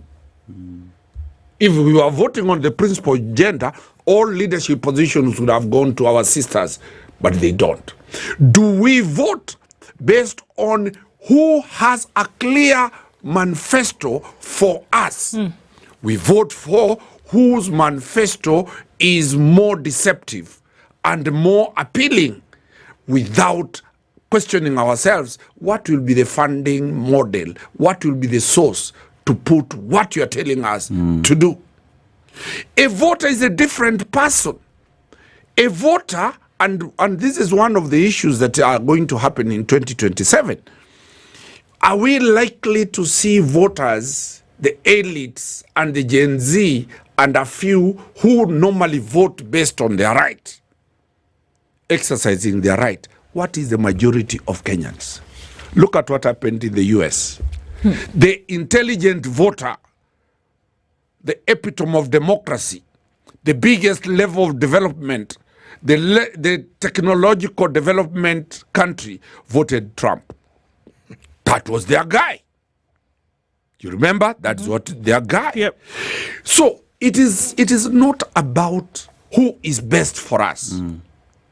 It is who carries the emotions of the day, who takes advantage of the prevailing situation in 2027. So are you saying, Wakili, that all these things that we are talking about, for which CT earlier today said that, we need to be paying attention to some of these things, it's not about that. It's not about following the law. It's not about protecting people. It's not about providing education. It's not about any of those. It's about the person who makes you feel in that moment welcome, safe, comfortable in that moment. Is that what we're saying? That at this level, whereby you would say that there's a maturity of politics to a certain extent, that people are still voting on how your belly feels on that day, and not for the person who is going to essentially follow the law, who's going to abide by the Constitution and insist that it is upheld. It's not about the person who's going to make sure that the law is actually followed, that your people are not dead or disappeared, that your sick are taken care of, that your children are educated. We are saying that it is not that person that Kenyans want to select. That is the person Kenyans don't want to elect. Surprisingly, that is the enemy of the citizens. Because all through, when you look at the essence of a country, we do not get foreigners running our affairs. We give Kenyans the job to run us. We know they do not have the capacity to deliver. But we say, if we do not give this person this job, then we'll commit suicide. Then the person says, fine, don't commit suicide, give me the job. But I'm incompetent, but you people are insisting. So the Kenyans have insisted to elect mediocrity all through. But they expect results. I give always this analogy. You give a child a certain responsibility to do, but you expect the results to be that of a professor at the University of Nairobi. That child cannot deliver. Garbage in, garbage out. So until we have that constitutional document called the vote that can liberate you, or that can take you to anguish for 5 years, until we train people to use that simple weapon. When Nurdin Haji and the general CDF says that stop the concept of Ruto must go, and they tell you use your constitutional right to take him home. Use that right on the second Tuesday of August 2027. You have the weapon. You take that weapon and keep it in a bank, in a safe. You walk without your brain to the vote, to the ballot. Then you continue crying for 5 years. So until we exercise our right as citizens, we the people, the sovereign people who have the power, have refused to exercise that power. And that is what Nurdin is telling Kenyans. That is what Kaharili is telling you, that you are carrying the most lethal weapon. A weapon that nobody can be able to defend. But you don't use it. Actually, Nurdin Haji didn't speak at all about the slogan of Ruto must go. Neither did he touch on the matters you've spoken of. He merely spoke about NIS, the history of it, and where we now are. The person who spoke about that was General Kahariri. And the context in which he was talking about it was both bodies were breaking ground in doing something that had never been done before. These are services that never speak to the public. And Nurdin Hadi commented and said, it is because of the many things that come out of this secrecy that we've decided to come and explain what we do and to try and bring about a platform where some transparency can actually be seen within limits. That's what he said. But we are going to be more open than we normally are. And if you looked at the people who were invited, that's what they were saying. The general was talking about his functions, their duties, and what it is that they are mandated by the Constitution and the law. The Ruto must go comment came about as him referring to the rights of citizenry and says it is your right. True. Okay. That is your right. You are allowed, it's free speech. You're also allowed to protest. Yes. He says, but we cannot break the law. It's in that context. Yes. All right. Let's take a break at that point. It's 29 minutes to 8. Wakili Danstan Omari is here with us in studio. We're going to look at then who holds the accountability holders accountable. And just looking at some of these things that we speak of today. So what rights do you have under the law? And you seem to insist on that constitutional document, the voter's card, that you use your votes, and that's how you can change a lot of the things that you see. We'll delve into that a little bit more when we come back from this break. It's 28 to 8. Don't go away.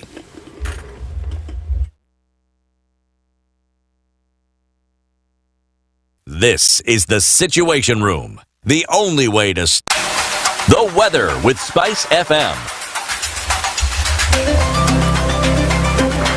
At 16 degrees in the drizzle around Nairobi, we'll see highs of 25, and it is partly cloudy at 14 into Nakuru with highs of 25. Sunny conditions at some point after a drizzle in Nyeri at 15 degrees, and at 13 it is mostly clear in Eldoret with highs of 25. Sunny at 26 in Mombasa, and at 28 it is sunny in Malindi, 20 and sunny conditions in Kisumu with 17 and sunny conditions in Kakamega. It's sunny at 19 in Kampala, and at 24 the rain is coming down in Dar es Salaam and mostly cloudy at 16 in Johannesburg, while Mogadishu at 29 is sunny. Addis Ababa at 11 is sunny as well, and Lagos is cloudy at 28 with light rain now in Kinshasa at 24.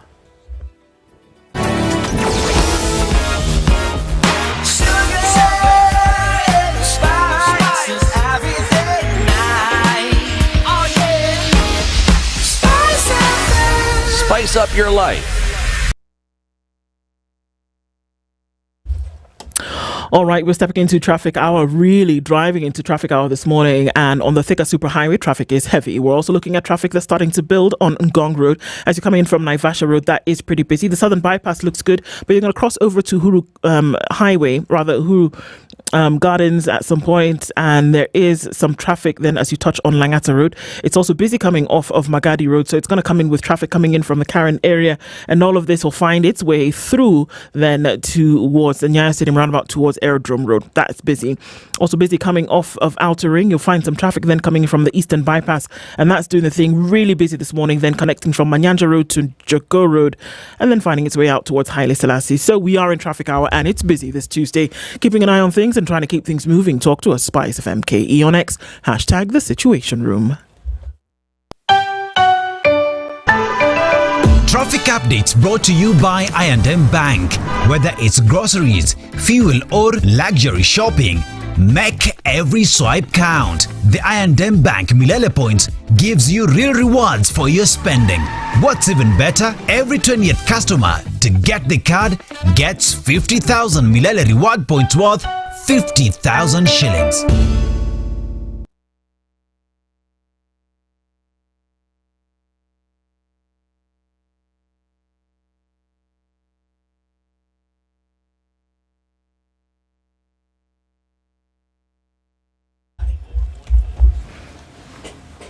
25 minutes to 8 o'clock, and Danson Omari Wakili is our guest this hour, and we're looking at a lot of issues around accountability and when it comes to the vote and the steps that Kenyans can actually take. But it seems that politics mixed with the law then provides this drink that somehow you can't get over, but to just keep taking it. That you don't. How do you then separate when you say, okay, yeah, things are happening, and we know that if we had a different kind of leadership, we can get that through the vote?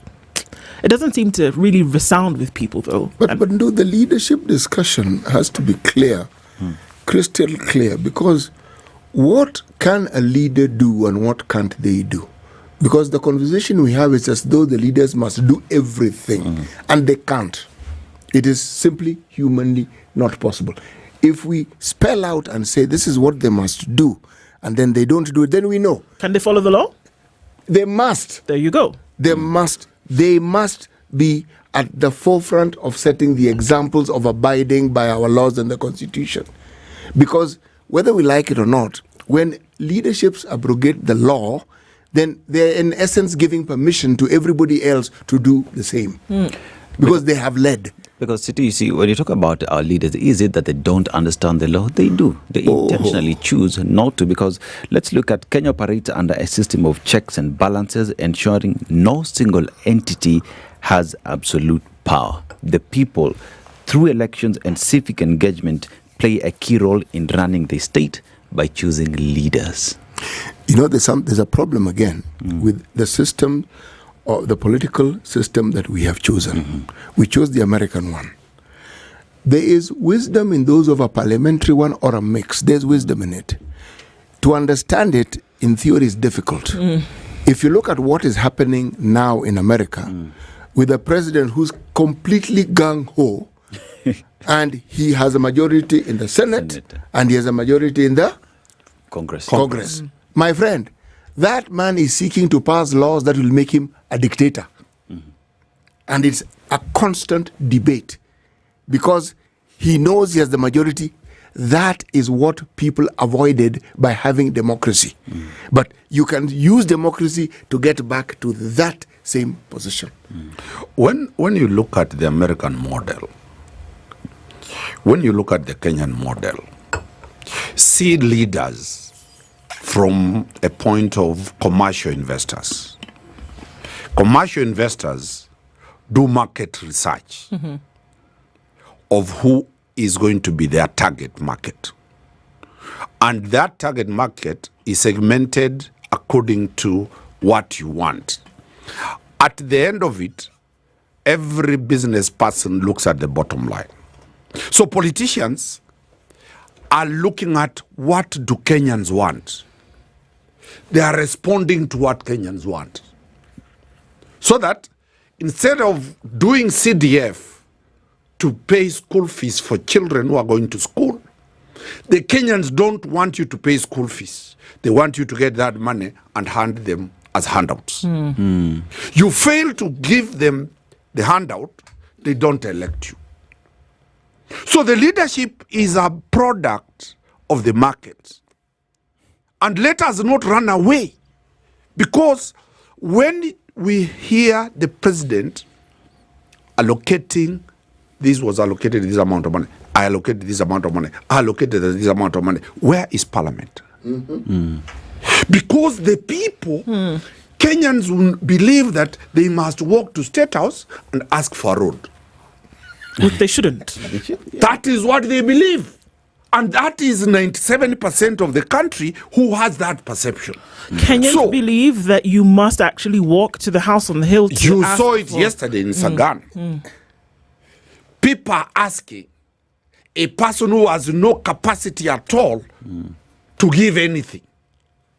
A process of budgetary allocation, a process of parliament cannot be taken into, that is what the constitution, when we move from the old constitution, the imperial constitution, to a constitutional dispensation of 2010 that dispersed power to several organs. We have gone back because that is the notoriety of Kenyans. And until we face it, very few Kenyans want to admit that we are the problem, not the leaders. The leaders are responding to what we want. So that if it is a funeral, people are there not to mourn. People are there waiting to be given handouts. So the question is, if you don't give those handouts, you don't get into position of power. Right. So let us start this narrative that this country is like a market. If we do not change what we want the producers, the owners of factory, the leaders to give us, we tell them what is the opposite. Kenyans, we will always have this problem forever. The Americans told Trump, chase people, expel foreigners, do whatever he's doing, and everybody is cheering. But what are the consequences? The consequences do not, the one doing does not face the consequences. Right. So the leadership of this country, and I'm facing every Kenyan on SpiceFM Live that it is you, it is me, not the leaders. It is us who give birth to those leaders by voting them in. It is us who give them that sense of impunity. It is us who give them powers they do not have. We have not given them those powers, but we celebrate when they are trampling down on others. Because to us, we are saying our community is okay. So until we have a discussion and look at ourselves, do we vote knowing the consequences of that one tick at a ballot? I've always been, quite... It puzzles me sometimes when we look at this issue of we seem to sell the birthright of the vote for a handout, which maybe doesn't even make it to the evening. By the evening it's done, if not in the few seconds after it's been given. But understanding the weight of that birthright, then I think also is an issue. But are we dealing with the chicken and egg situation? If things have been done the way they are supposed to be done by whomever the leadership is in place, by governments, by states, whatever, would we have a situation whereby somebody sees a leader and the first thing they think is, let me see if I can get a handout from this person? Take an example of, a story that we see all of the time, that a Dutch parliamentarian, for example, is riding his bike in the middle of Amsterdam. Do you see the Dutch folk surrounding him and saying, no. Help with a few euros here and there? No. Why? Because they have understood the job description of that guy on a bike is to make laws. They have defined their culture that anybody they are electing, your job is to make laws. We have defined our culture that when we take you in, we expect this amount of money. Now, has the culture been defined as thus, or has it been a situation whereby, things weren't really formed in the manner in which they ought to be and people saw no choice, but let me see what I can get at the point where I can get it because, the rest of the time, I don't know what you'll be doing. Let us understand why we are doing the way we are doing. The general population of this country is around 55 million people. Yeah. People above 18 are to the tune of over 30 million. Those are people who are supposed to have registered and voted.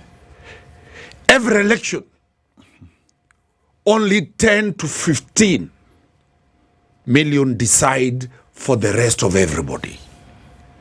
The people who have the capacity to understand the reason why people should vote don't vote. Their job is to sit and make complaints, lament, cry. How many elites are involved in an election? They're not there. Have you ever seen any politician going to campaign in Muga or in Runda or in Karen? But they live there. But they go to campaign in Kayole. Why? They are gullible. They are vulnerable. The people who are supposed to make a statement are nowhere. And they're the most people are complaining. And that's why I said 2027, the argument might be, look at what happened. I was around in 1992 when the election for multi-party started. There was a party called Ford. Everybody except Moi and the Kamodo belonged to Ford. The whole country. That was the narrative. When the elections came, Moi had won with, 2 million votes. Kibaki had his 1 point something. Matiba had his a few votes. Everybody had Moi was the president. Why? Because of the reasoning in terms of voting. Come 2002, it was Moi must go. And it was a serious issue. Yes. For once, the Kenyans realized that slogan had a meaning. President Uhuru Kenyatta was whitewashed completely by Kibaki. Come 2027, now those are said, we have now having a new one, Ruto must go. Can it hold to the ballot? Because, and for example, now we are likely to have 15 or 20 presidential candidates, the way it became in 1992, the way it was done in 1997. How are we going to deal with that issue? Until the elites who are listening SpiceFM, until you, my sister, driving, until you, my brother, wake up, go home, tell your folks who are always asking you, send me M-Pesa money, I buy bread, send me this, my kid is not going to school. Tell them that it is you who has decided not to have money. Vote for somebody, create a government that is responsive to your needs, not a government that is responsive to its needs. We have a disconnect between the people, what they want, and what the leaders want. Leaders will always want their own things. It is you to say no, or it is you to say yes. We have given a through pass. For example, when you look at in Kenya, it is the only country where CDF, where executive resources are manned by the legislature. Courts have spoken. The role of a legislature is simply to oversight and to make laws. Here, the role of the legislature more is on implementation. And Kenyans are excited about it. Because an illusion has been created that without this will not go. Parliament passed itself and added salaries. Did they really? Yes. Whatever it is, the notion outside might be different, but people are saying Parliament has added itself resources. Whether it comes in the form of mileage, whatever it is, at the end of the day, it's an added bump to what they. And these parliamentarians, the legislature and the executive is very clear. They know a discourse, a debate that lasts more than 3 days that must be a serious disaster in the country. Kenyans have a debate lifespan of a day. We've dealt with where many people died in Maina. We have given apologies, condolences to that. We've forgotten about that story. We had the story of Congo. We've forgotten about that story. We had the story of Baba going to Addis Ababa. We have forgotten about that story. We have the story now about the president going to... It will end. The political elite have known the level of concentration and memory of a Kenyan. 2027, it is unfair that we talk a talk, but we forget everything. Why do we forget, really? Because you talked about the example you gave of, say, the Dutch. Newsan gave the example of the Dutch. The fundamental thing and why it is their members of parliament or ministers are not bothered is because, one, there is a rule of law which is abided by everybody. It doesn't matter where you are. It doesn't matter who you are, where you are. One, the amenities, social services can be taken for granted. It is the norm. It's children going to school, healthcare. Those are things you do not worry about. So your mind is actually free to engage with other things. Why would you want to talk to your member of parliament when the things that you think are necessary are there? We are the complete opposite. You cannot take anything for granted except that you're going to suffer today, then you suffer tomorrow. Okay?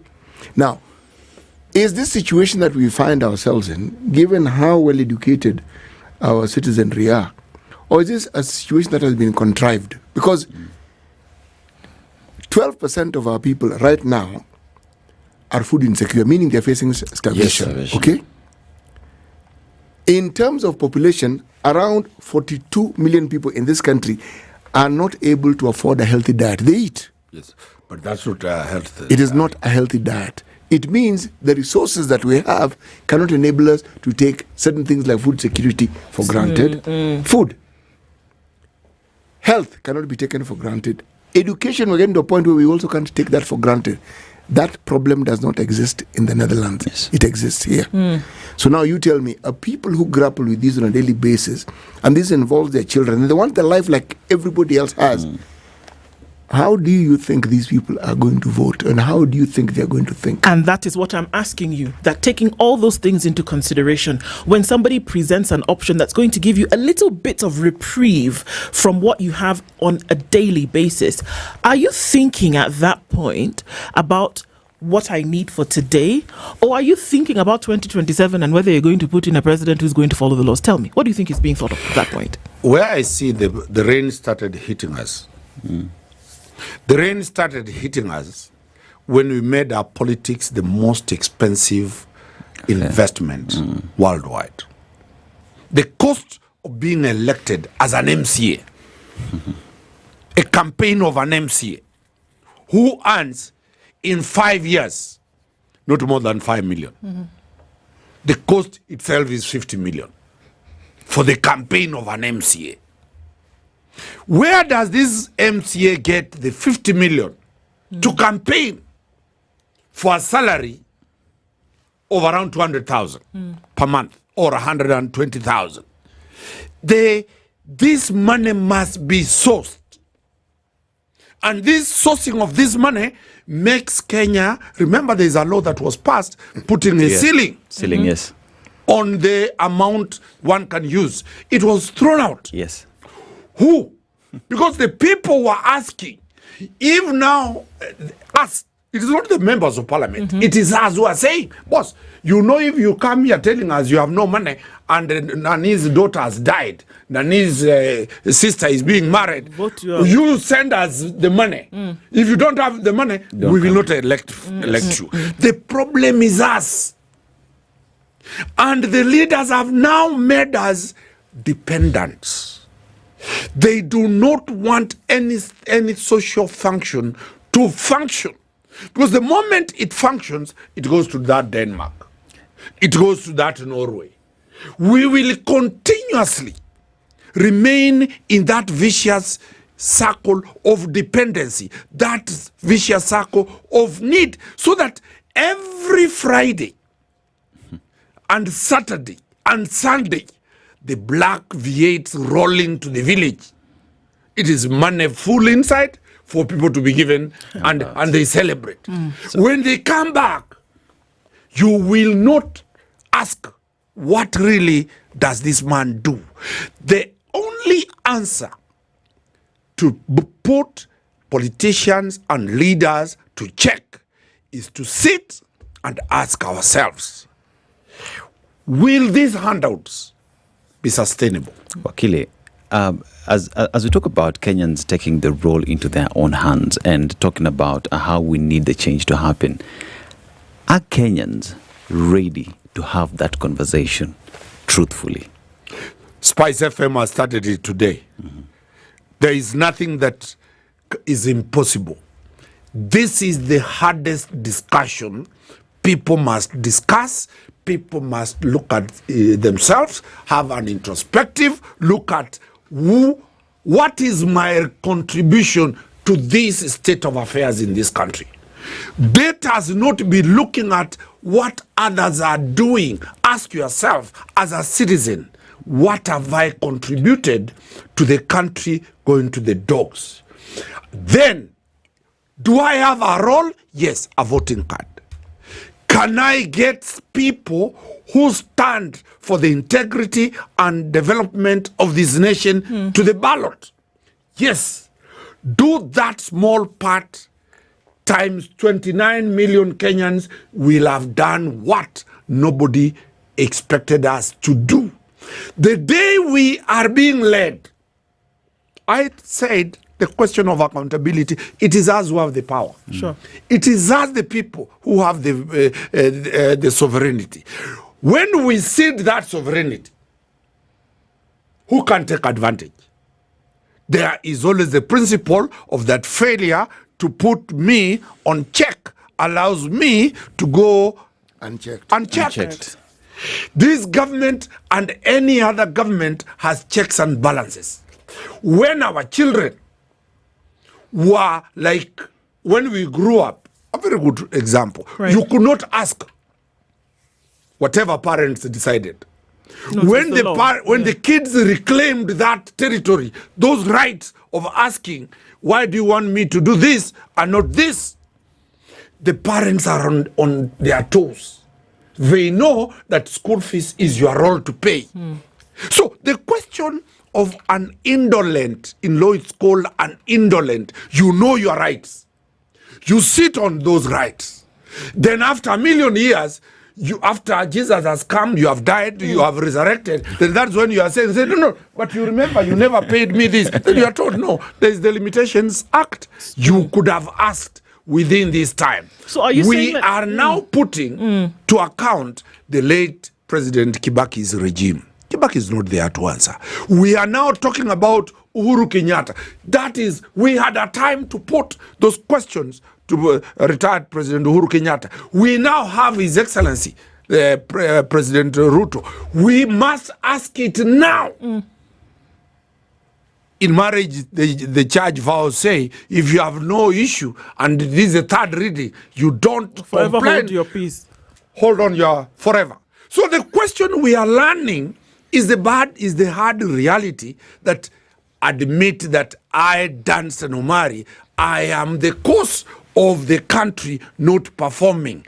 What can I do to ensure the country runs well? Once that narrative goes all over, then we'll have a country that belongs to us. We treat this country as if it's Uganda.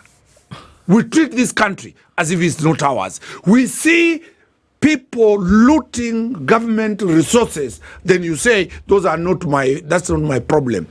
A road being dug where you are passing, instead of being constructed by bitumen, somebody is using cow dung. It does not concern you because you say, this is government money. Government does not exist. It is your money. When you see a doctor stealing drugs from the hospital, he's not stealing any government merchandise. He's stealing your money. So until we have that understanding that everything government has is ours, this country is ours. Now that America has made we can never go there, where are we going to go? If we don't ask that question by ourselves. Yeah. And the answer remains the constitutional instrument that you have to enforce that is the ballot. Today, voters are being told to register. People are not concerned. They are not concerned. But they will be complaining after the few have selected leaders who come. And the few select among the most incompetent, they select that group the best. How many people want to front for themselves to provide leadership? They don't. So the leaders that come in, if there are 10, the 10,000 will select the one who looks at least. Anyway, sawa tu. We tried. Wacha tujaribu. Hata hakuna mtu lakini tujaribu. Tujaribu huyo. You saw what happened in the IBC? How many Kenyans applied for those posts? Everybody has said, me, I'll not apply for that job. Who do you want to do that job? Has to come from somewhere. It must be a Kenyan. And I think those are the conversations that we have whereby, an awakening needs to start happening. And we want to thank you for being part of that conversation with us this morning. Necessary to continue. Wakili Danstan Omari has been our guest this hour. And looking at, all right, we were saying who holds who accountable. It would appear that, all of us. All of us. Article 3. We are all accountable. Good morning. It's 8 a.m.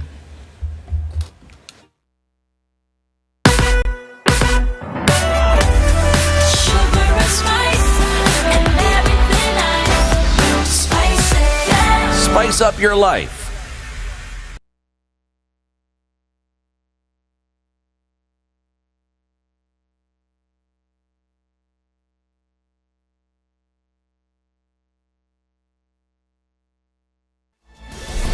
Good morning. This is the News Wire. I'm Leah Ubaga. Former Deputy President Rigathi Gachagua has hit back at President William Ruto's claims that he demanded 10 billion shillings to sway votes in the central region, along with the details of the bitter fallout, calling the allegations false and asserting that pathological lying is a serious national threat.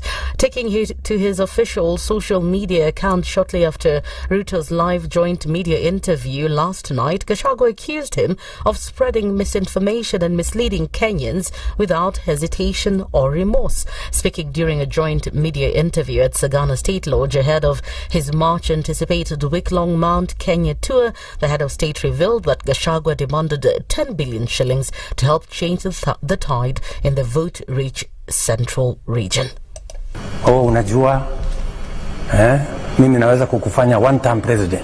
Usipofanya hii, nahitaji bilioni 10. Wewe unajua bilioni 10, Bwana Waweru? Bilioni 10 ndio niende niongee na watu ya mlimani, ni kupangie siasa, sijui nifanye nini. Mimi nikaona hapa nikamwambia hii haiwezekani. Na kama ni kuwa one term ni sawa. And President William Ruto has shed light on the events that led to the impeachment of his former deputy Rigathi Gachagua, claiming that the fallout stemmed from internal conflicts within the Kenya Kwanza coalition.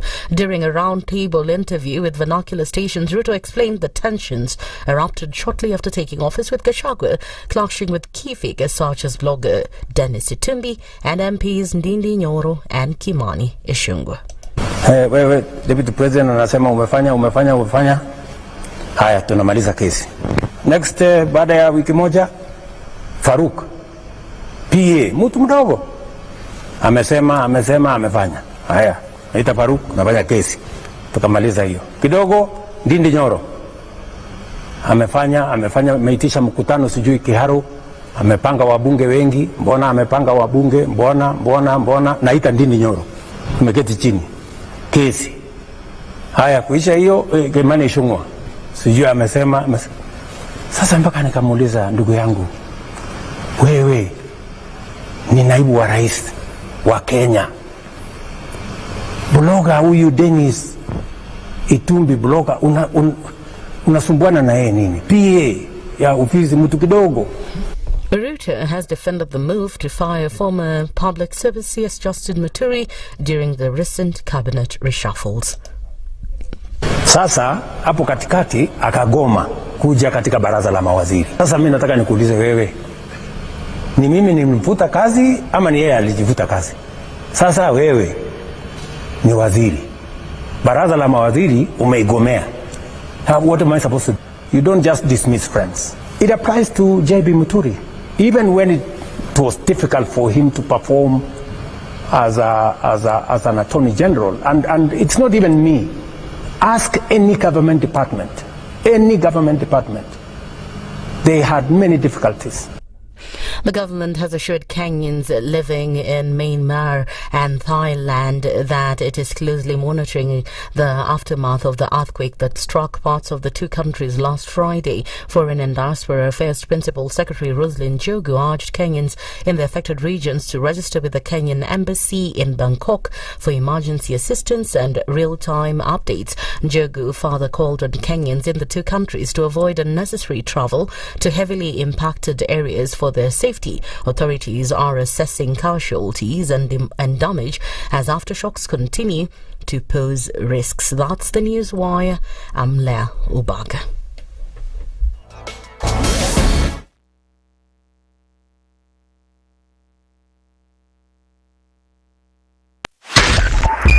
.5 Spice FM, Kisumu.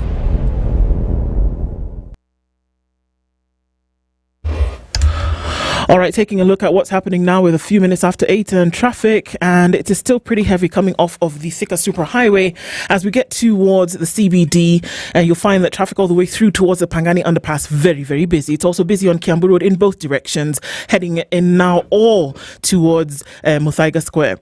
There's traffic on Limuru Road, and it's busy coming through towards Muthaiga as well, so that's going to do the thing at least for now. Into the CBDs where most of this is happening, there's a lot of traffic on Langata Road today as you're coming out past Dam and then out towards Raila Odinga Way. That is also very busy. Aerodrome, then getting onto Huru Highway, extremely busy.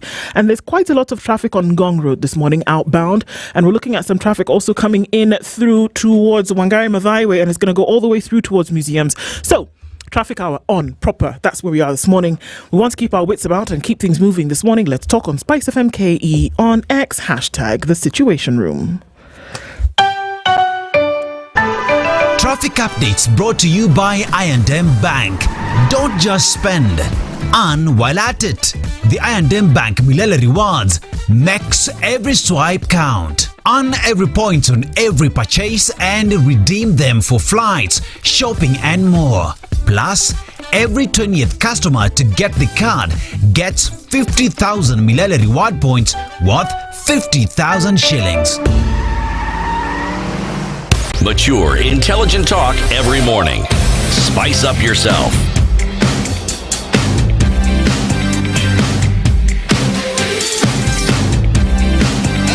Mornings done right.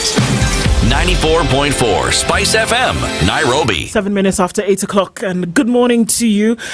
Kenya's biggest conversation continues with another conversation this morning, and as we get into those, we're going to remind you that, you know what, if you are looking to take an education to the global scale and you're not quite sure how to go about it, there are folks who are going to help you do that. Yes.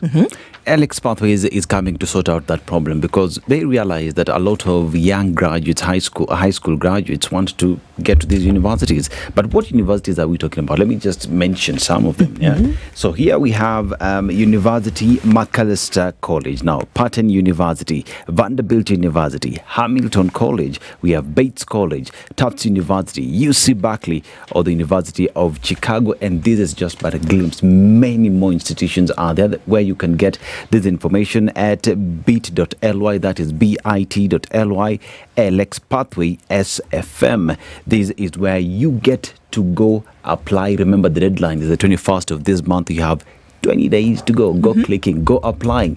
Find yourself in your dream university. There you go. And even as you're flying all over the place and you're doing your shopping and you're eating out and you're doing things with a card, it's a phenomenon that you can spend and still earn. Well, people are accustomed to the word swipe. It's not the same as delete, but it often refers to an instrument you use for for purchasing things and for getting business done. Which leads me to ask the question, have you heard of the World Credit MasterCard? There is such a card. And it's a card that I&M Bank have. Now, this card does exactly what you asked. Can you spend and earn? Yes, you can. And when you earn, you get points. And the points are called Milele points. But you can't do this if you do not register. And how do you register? You register on I&M Bank on the Go platform. Right. What then does that give you? What it gives you is a card that is able to provide you with all the services that I have been mentioned. Or have I mentioned them really? No, I haven't. So let me mention them. Whether you want to fuel your car, whether you want to shop, the things you normally do. The only difference is that you earn points. Yes. And now, a sweetener. If you happen to be the 20th person to register, you will automatically get 50,000 Milele points. Now, they have a value. Now, the value is, strangely but pleasantly enough, the same amount, 50,000 Kenyan shillings. So now, surely, if you are thinking of getting a card that actually helps you redeem the money you have spent, that is the World Credit MasterCard by I&M Bank. Fantastic. Does it get any better? No, it doesn't. There you go. Conversations every hour, and that's what we do on the Situation Room every morning, and looking into some of those. It's been a whirlwind around what's going to happen with the funding model. The courts have had their say. University students in some cases are asking, okay, so what happens next? One fund that they've always depended on, is it going to be collapsed? Has it been collapsed? What exactly is happening? And to help us out in that conversation, in the hot seat today is Jeffrey Monari, who is the CEO and Board Secretary of the Higher Education Loans Board, and he's here this morning. Jeffrey, good morning. Good morning. How are you doing? Fine, thank you. Karibu sana. Thank you. We've been talking about you. Everybody's been talking about the board. People have been asking if it's fallen, if it's been collapsed. Is it still there? Can I still apply to help? Funding model, how does it... We're going to do all of that today, yes, and try and figure it out, right? But before we get into it, because it's going to be interesting, CT, as you know, goes to a different African country every week. He's come back from a really interesting country. He'll tell you which one that is, and he'll share the proverb. In fact, this country is called a thing. It starts with an A, ends with an O. He'll pronounce it for you, because sometimes my tongue does a twist. And then you will please interpret that proverb for us and tell us what it means to you. Yeah? Okay.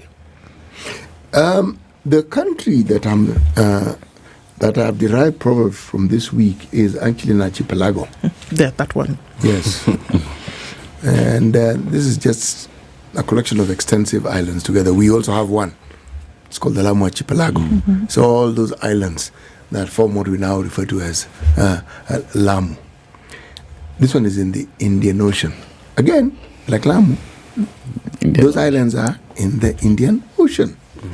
Yes, this country and the union that we now refer to as a country, actually, oddly enough, was formed a very long time ago. It was first formed in 957. AD, not BC, okay? And it lasted for centuries. It lasted until 1513. So, if you're talking about people having a government of sorts and understanding the need to be a union, it started a long time ago. And that's why it has a very old civilization. But the unfortunate thing is this country has witnessed 20 coups and coup attempts. Yes. Now, this seems to be the curse of this continent. Anyway, the proverb is not about the curse. The proverb is about a beggar. A beggar won't mind being insulted, comma. A beggar who cannot take insults will go hungry. Yeah, that's a very good one. Thank you. See, people appreciate proverbs. For me, it depicts that when you're in need, you should be ready to go through quite a lot. So that you can be able to fulfill your desires. Yes. Very Simply and aptly put. Thank you. Yeah, absolutely. I love it. You know, you'll take it. You'll take whatever it is, so long as it gets you what you need. You're going to be insulted. You're going to be called whatever. I mean, that can sound manipulative, sure, but, you know, if you have to be in that begging position in order to make you, to really put you in a place of comfortability, even if it's in the short term, you'll do it. Yeah, that's true. And I think it depicts what we are going through on behalf of students. How very appropriate. Yes. Now, the context you provided is perfect. Yes.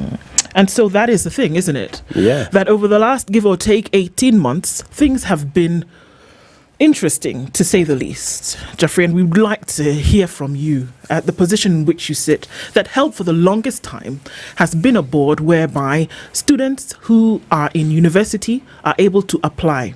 They're able to apply for funds that will go towards tuition, that will go towards their upkeep, that will go towards accommodation while studying at university. And it has helped thousands, hundreds of thousands of students over the years. But I believe HELB came into being, decades ago, right? And it has helped for the longest time. Now, 2022 brought about a different kind of dispensation whereby a funding model was then introduced after the Presidential Working Party went around the country and said, okay, look, these are some of the challenges that we are seeing. How do we fix them? A funding model was then introduced and then brought into question what was then going to happen to HELB, which had really, like I said, helped so many students across levels year on year to essentially fund their university education. So now with the new funding model, which for all intents and purposes, for a lot of people, we still don't really get how it works and what goes where. What does that do for HELB? And many people have been crying, bring HELB back the way it used to be and let us just deal with that. Please give us a situation report of exactly what is going on and where does this all stand at the moment. Thank you. I just want to give a background of where we are. HELB was established by an Act of Parliament in 1995. It inherited all the loans that the government of Kenya had given from 1975-76 financial year. And to date, HELB has given 1,788,442 Kenyans money to go through university and TVET colleges. I am one of those people. Yes. And the total amount that HELB has spent is 179.1 billion Kenya shillings. And as we speak to date, there are 756,946 students who are benefiting, who are still in university, and they are being supported with 45.5 billion Kenya shillings. And 133.6 billion has already matured for repayment. So, on 3rd of May 2023, we got into a new funding model. The aim of this new funding model was to ensure that we moved from funding students based on equality and we moved towards equity of funding students. Because we all understand we are not the same. Even as we sit here today, people have got different financial needs and financial muscle. So we implemented this funding model in the first year, and we were able to fund 112,000 students, amounting to about 28 billion Kenya shillings successfully.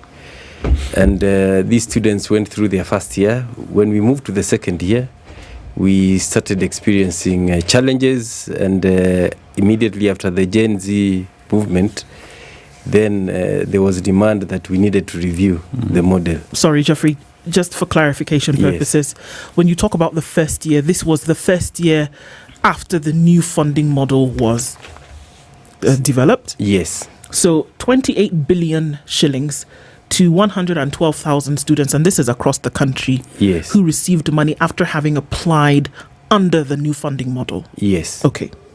these were the first years.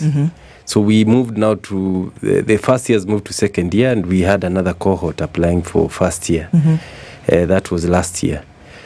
We went through successfully the application process. On 20th of September 2023, the Elimu Bora went to court together with the Students' Caucus and the Kenya Human Rights to challenge the new funding model, that it was unconstitutional. And on 20th of December 2024, the High Court ruled that the model was unconstitutional. So we went to the Court of Appeal, and last week on 26th of March, we were given a reprieve to continue implementing the new model. But with the conditions that we should be ensured that we have a robust appeal mechanism where the students who are aggrieved can be able to appeal. And that is a process that we are undergoing right now. On today's paper, we have put up a notice. We were advised that we should be able to undertake public participation, and we are going to undertake that between now and 4th of April. So that we can ensure that we receive views from the students, so that we can be able to improve the appeal process. So to date, in this financial year, I want to say that we are funding 707,000 students, 659, amounting to 46.5 billion. And we have been able to disburse to 648,017 students. Total amount of loans that we have disbursed to them is 33.1 billion. And scholarships, we have also been able to disburse 12.8 billion to 218,671 students in this financial year alone. Yes. So this is under the new funding model. Yes. Is the new funding model then operated exclusively by HELB? Is it? No, it isn't. There are other parties. We fund the loan component is funded by HELB. Yes, and the scholarship component is funded by the university's fund. And together we now have the new funding model. So you come together into the new funding model. So the talk of collapse of HELB is not a collapse of HELB. It is that the university's fund plus HELB have come together under the new funding model. Right. Now, under HELB, which used to fund needy students exclusively before this new funding model, what was the process of then applying for assistance? How would you do it? Would I write a letter? Would I send an email? Would I go to the office and say, I'm a first year psychology major and I need, because my family cannot? How would I apply and get funding? There was an application form and an application process whereby you had to apply. Initially it was a physical form, but over the years we were able to transit to an online form where a student fills in details of the parents, the school they went to, how they were paying their fees, what is the income of the parents, so that you can be evaluated using the means testing instrument, and then you are awarded the loan. That is the same process that was transited to the new funding model. And that is how we have been funding students since the implementation of the new funding model, using the MTI. And I know that there have been people who have raised issues that it is not very accurate. And the president had this and was able to form a committee which has been looking at how do we improve the MTI, so that in future it can be able to identify students appropriately and fund them as per their level of need. Because previously, the scholarship component that we are speaking about was not being means tested. If you were admitted to the university, what it meant is that all the students were being given scholarship, then called a grant, based on the same on an equal amount. So there was no means testing on that component. But in the new funding model, the scholarship and the loan is means tested, so that you can be able to award based on the level of need. I don't understand. So the HELB loan, what does it do, and what does the scholarship do? The scholarship is free. It's money you'll not pay the government, and it is based on the program that you are undertaking. At undergraduate or postgraduate? At undergraduate level. So there are people who actually get money which they don't have to pay? Yes, the scholarship is actually free, and the most needy get up to 70% scholarship and 25% loan, and the household is expected to pay 5%. So the government pays for you 70%, and you'll never pay that back again. The only thing you have to pay is the 25% loan that the Higher Education Loans Board gives a student.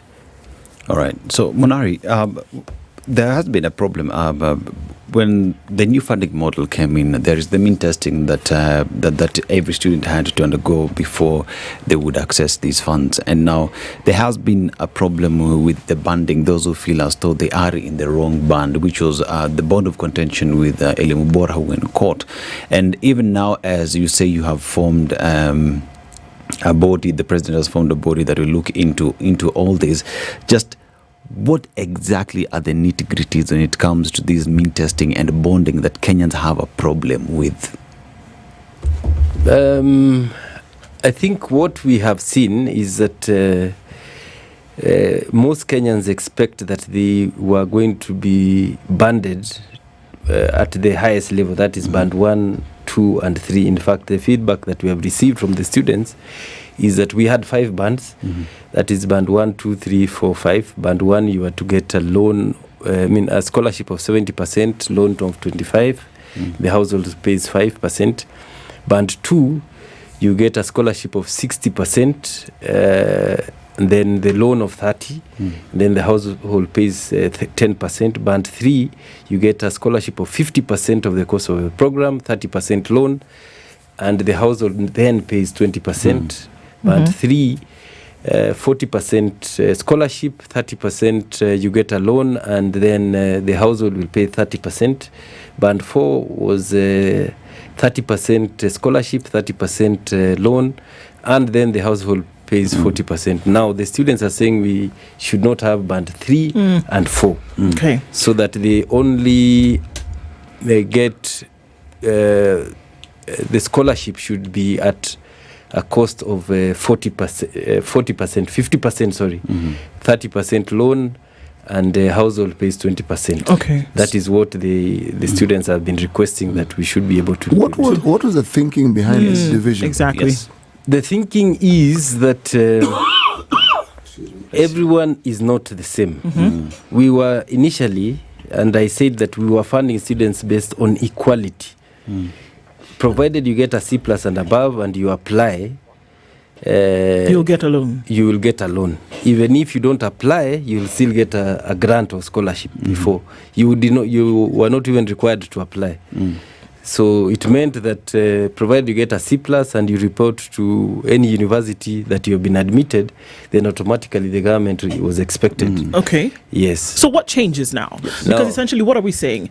That if previously, and this is going to take some time because there are thousands of people who want to understand what is going on. If previously I needed a C+ and an application and I could get a loan and I needed it, it was able to pay for me to go to university, and we're talking about some significant amounts. People were able to get money to pay for their entire education and graduate and finish and then start paying it back when they worked. We're not taking away from the merit. But if that worked, right, are we now saying that under the new model that it's possible that folks maybe who applied and were of a different dispensation economically, maybe lower on the totem pole, then could be getting more money, and that those who were higher on the totem pole economically would get less money? Is that what we're saying? Yes. Okay. Yes. Now, even the assumption is that if somebody comes from a home whereby both parents are working, they have 2.5 bathrooms, they own their home, they're in a mortgage, the assumption is that they can afford to go to university. But we also know that times have changed economically, and so one wonders, are all of these things taken into consideration? So what we're saying is that we want to balance it out, equity, so that people who don't have an opportunity at all, don't have an option, then are considered for more in terms of funding. And the assumption is that people who show you by certain things that they could afford something, then will get less money. How much more is taken into consideration about this person who you see to maybe have more? How then does this change anything that was done before? Because it could be the individual who works on their own and maybe void of their parents' contribution. How are all of those things taken into consideration? We are considering the background of this student because most of these students have just turned 18, so they don't have their own income. So what we are looking at is how is the household income and how can they be able to support education of this student. Therefore, we look at their economic status. Are the parents employed? Which schools did these students attend? And when they were in school, how did they pay for the fees? Because there are many students who also we are aware who go to good schools but are sponsored. Yes. Therefore, a student is expected to reveal this information during application that I was able to attend these schools and I was sponsored.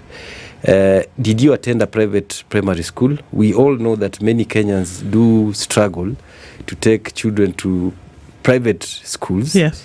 And then in future so that they can go to national schools. That we are aware of. But are they able to support these children then? We look at the background and do they have fees arrears? When they go to the secondary school, how do they pay the fees?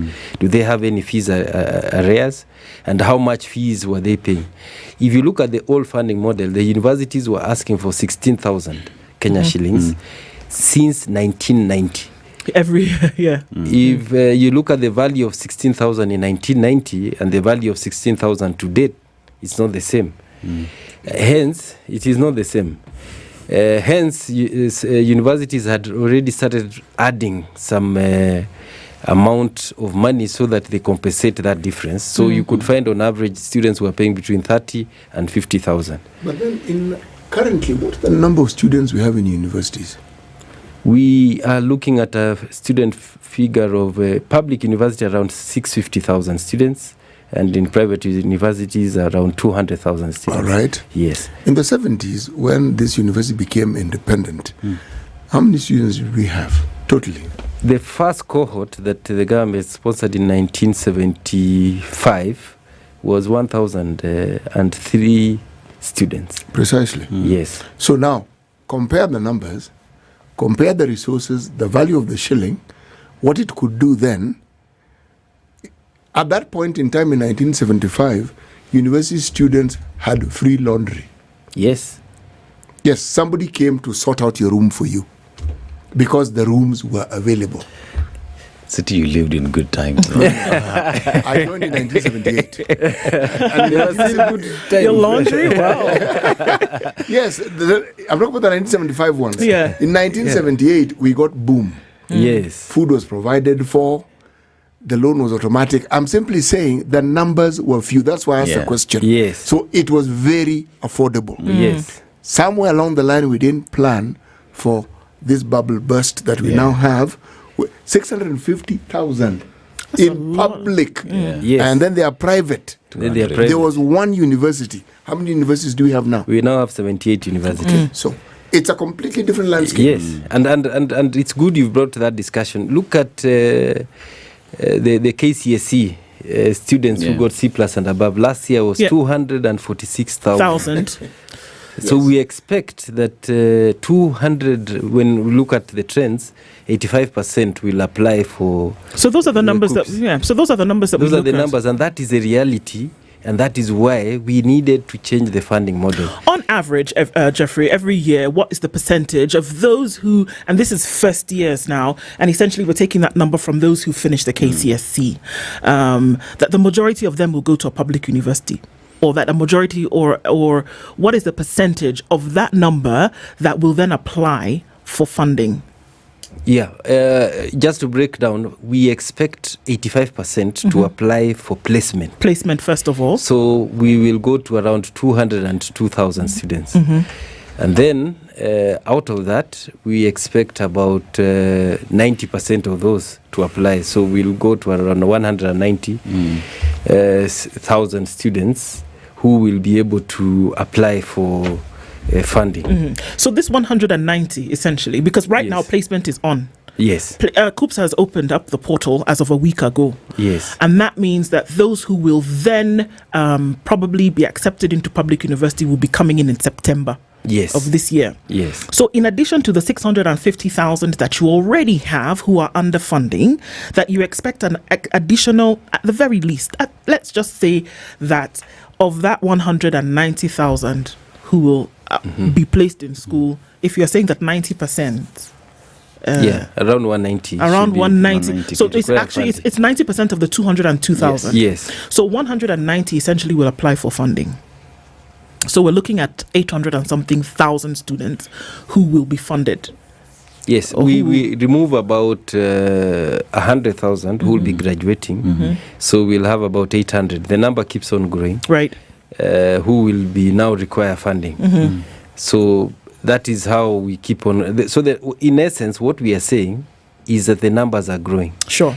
And the biggest challenge and why we needed to review this, there's a big component and people forget about this. Our universities were charging 16,000 and adding some levies, which is even lower than what our national schools have been charging. Much lower. Yes. And what are they charging today before we go to a break real quick? What is on average, what are we getting as a charge at university? We currently are looking at about, depending on, is it under the, we still have a cohort. Sure, but looking at 16,000, essentially what happened, if we look at what happened in the last year, and this was before the election of 2022, is that we were looking at about a doubling, almost tripling of that amount. From this 16,000 went to about 48,000. Yes. Right? However, remember the most needy students are paying as low as 3,000 students. That's 48,000 is per year. Yes. 48,000 is per year. And year. you can see where the sustainability issues are coming in, because we were living a lie as a country, saying that you can fund a university student and expect that student to go through quality education at that amount. At the 40,000. We're going to a break. We are going on to a break. But let me just say this. The disparity also is the assumption with this plan was that those who graduate and should pay back the loans would pay. Yes.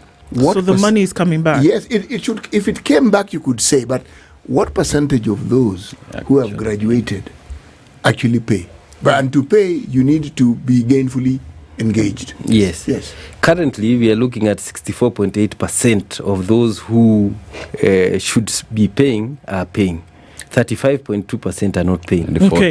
Yes. It's interesting because folks in the comment section are saying, well, that was great, because in the year of boom, CT, you tell us all the time that even in your fourth year, before you even graduated, you were third year, you already had a job. You had a job, so you were sure that, hey, I'm going to get a salary and I'm going to pay. The times have changed. Times have changed. Current students, as you rightly say, there's economic challenges. Yes. Number two, there's underemployment. There's graduates who are earning as little as 6,000. If that. Yes, and there's also a high unemployment. We have done a study, and an average graduate now takes 5 years to get gainful employment. Okay, so let's look into that when we come back from the break and say, okay, so then how are we going to do this thing? Yes. Jeffrey Munare is the CEO, Board Secretary of the Higher Education Loans Board, and we're having a question today about sustaining this higher education funding model. It is 23 minutes to 9. We'll be back right after this.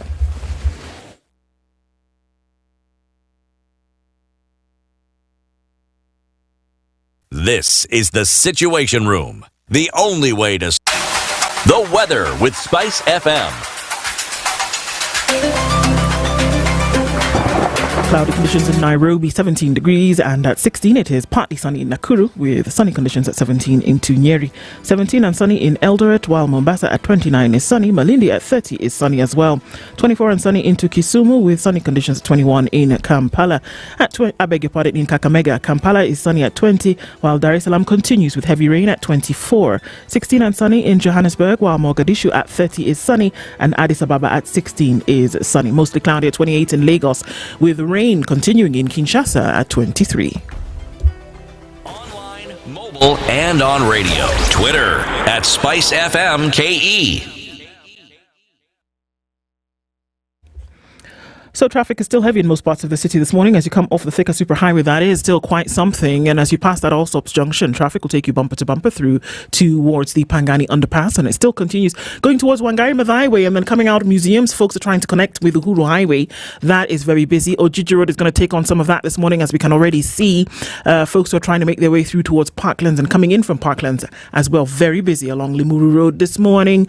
And on Ngong Road, a little bit of that traffic that had formed earlier seems to be dissipating. So yay for that. On Langata Road, it's still pretty busy as well as you go towards Raila Odinga Way on the right and Aerodrome on the other. Mombasa Road, traffic coming in from Capital Centre out towards Nyayo Stadium at the roundabout is also busy. We are still in traffic hour. Let's see what happens as we pan out into the morning, and let's talk Spice FM KE on X, hashtag The Situation Room. Traffic updates brought to you by I&M Bank. Apply for the I&M Bank World Credit MasterCard on the I&M Bank on the Go app. Swipe, earn and live your best life. What's even better, every 20th customer to get the card gets 50,000 Milele reward points worth 50,000 shillings. Mature, intelligent talk every morning. Spice up yourself.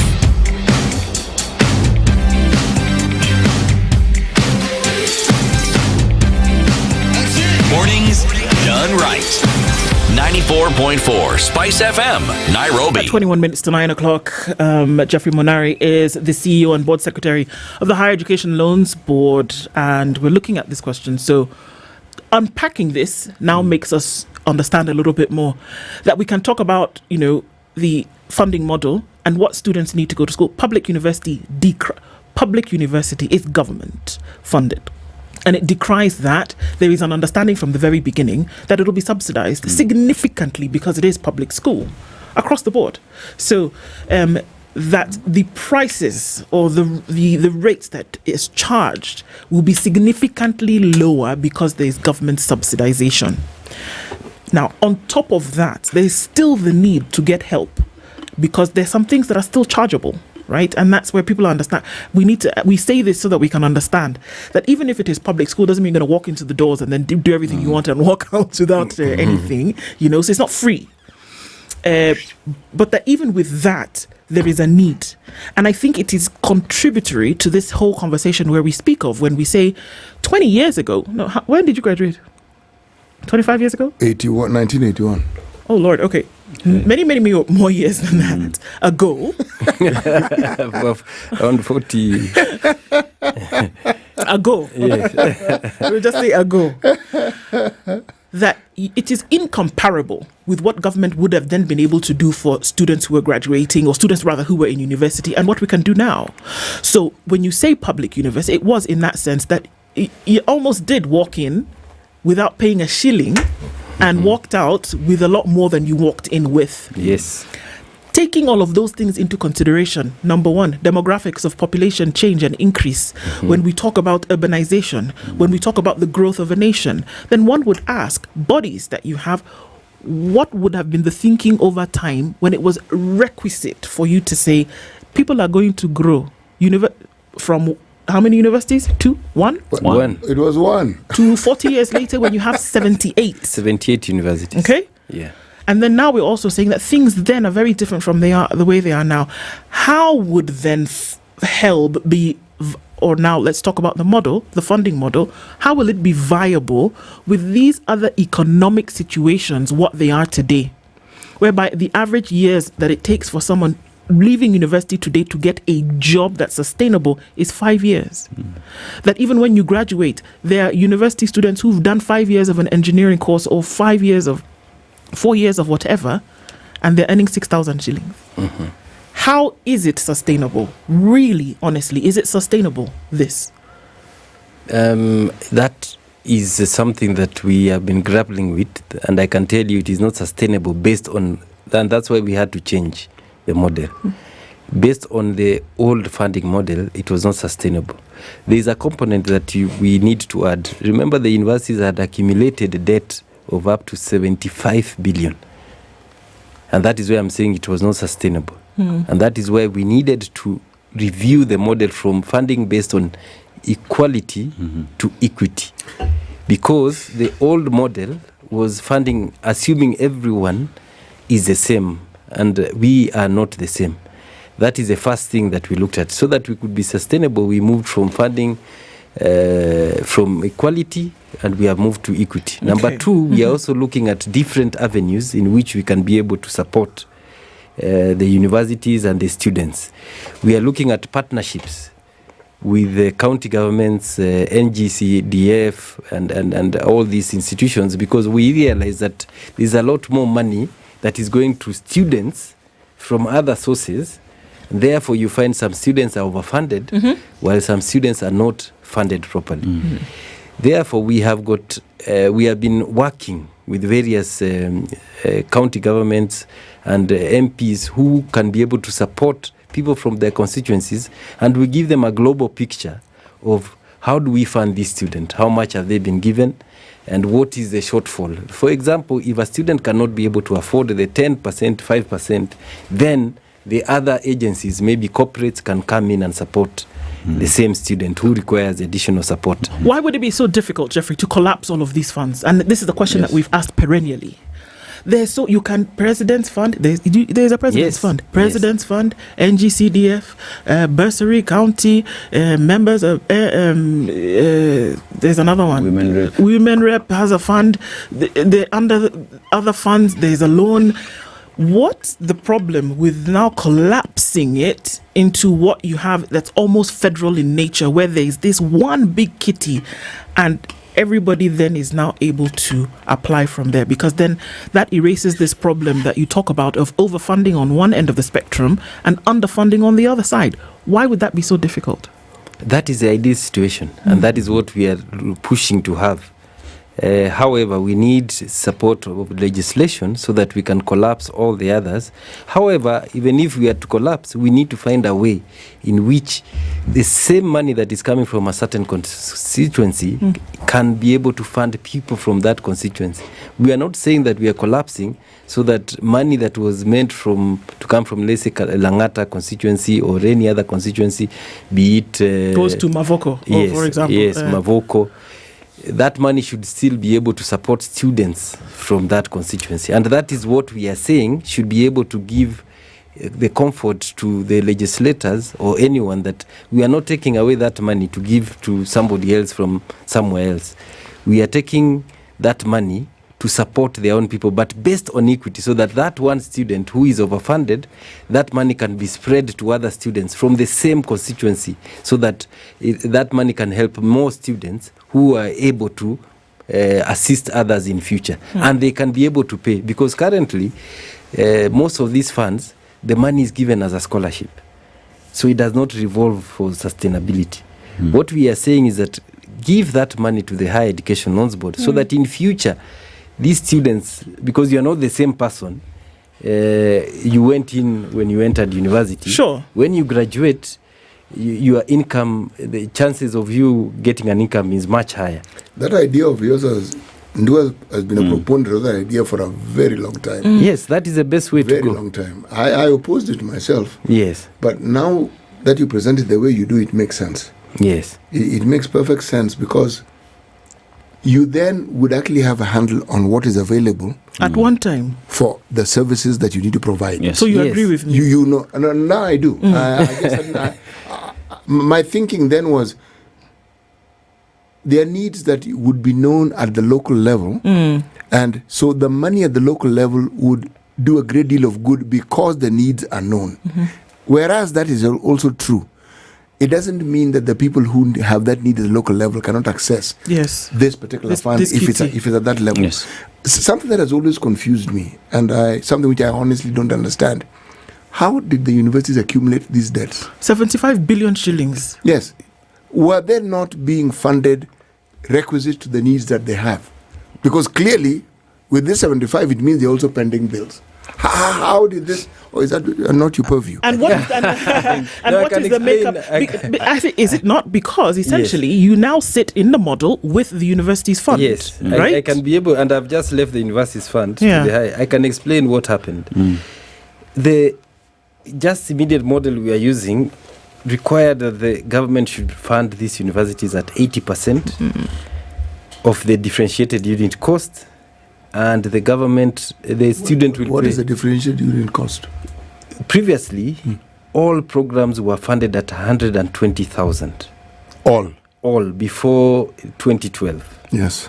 So if you are undertaking engineering, education, architecture, every program was funded at 120,000.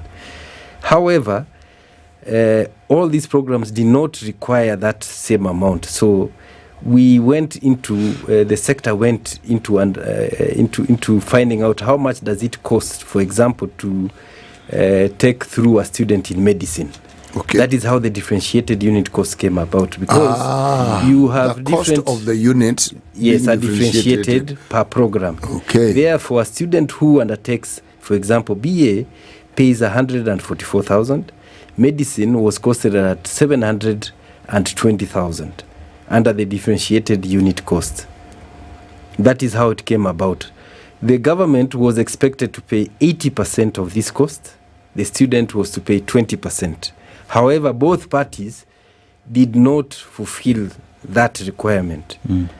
Therefore, the highest the government ever paid then was 66%, and it kept on coming down as the years What the government kept paying in, yes, just kept coming less. Yes. So the deficit continued growing. Okay. The student who was supposed to pay 20% never even reached that, because they were paying 16,000. Therefore, a student for medicine who was supposed to pay, when the differentiated unit cost 20% of the 720, which is much higher than the 16,000, never paid that amount. So what it means, therefore, is students who enrolled for and were accepted to take subjects whose cost, differentiated cost was higher, ought to have been paying higher. Yes. That's what would have bridged this. But they were not. They were not. Everybody, you differentiated the cost of what was being studied, but not the payment that was required from the students. Yes. Okay. Hence the deficit that has been there over the years and accumulating. We reached 75 billion. In 1 year after implementation of the new funding model, this deficit reduced to 72. Okay. And the 23 universities that were insolvent, we had started seeing that they were improving. However, now with the court process, we have been taken back again.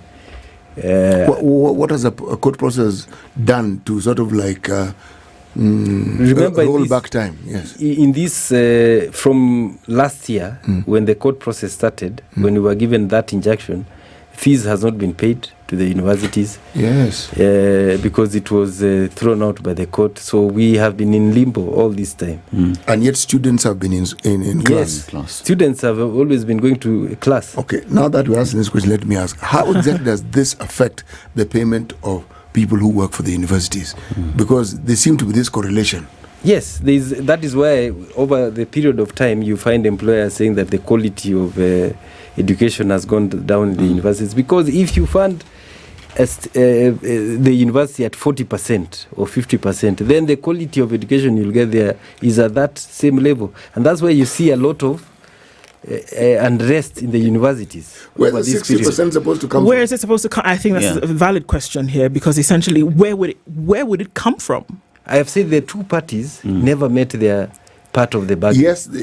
It was 80 by government, 20 by the student. So there was a deficit from both parties.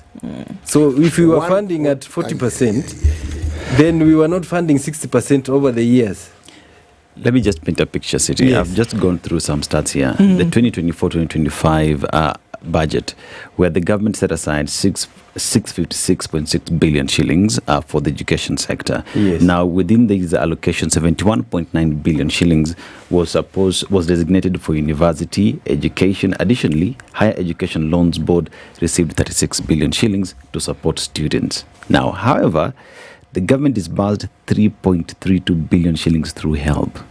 So, with regard to what we get from the government, there is this allocation that as well does not end up to help, hence for disbursement. Is that the case? That was, I think that report was at the beginning of 2024, but that money was later disbursed after the supplementary budget was passed, and we were able to fund all those students in the last financial year. Because then essentially when you talk about the 46 billion that you had mentioned earlier, so essentially this extra money beyond the 36 billion, there was an extra 10 billion that allowed you the supplementary budget. All right. So when we look at the education... It's a big wow. When you look at the education budget, that is, part of the national budget that's done every year, give or take, a third of that goes towards education. Yes. And this is education across board. This is from, since they were toddling until they graduate from university. Yeah. That encompasses all of that. Is it, if managed properly, because somehow this money seems to find its way all over the place.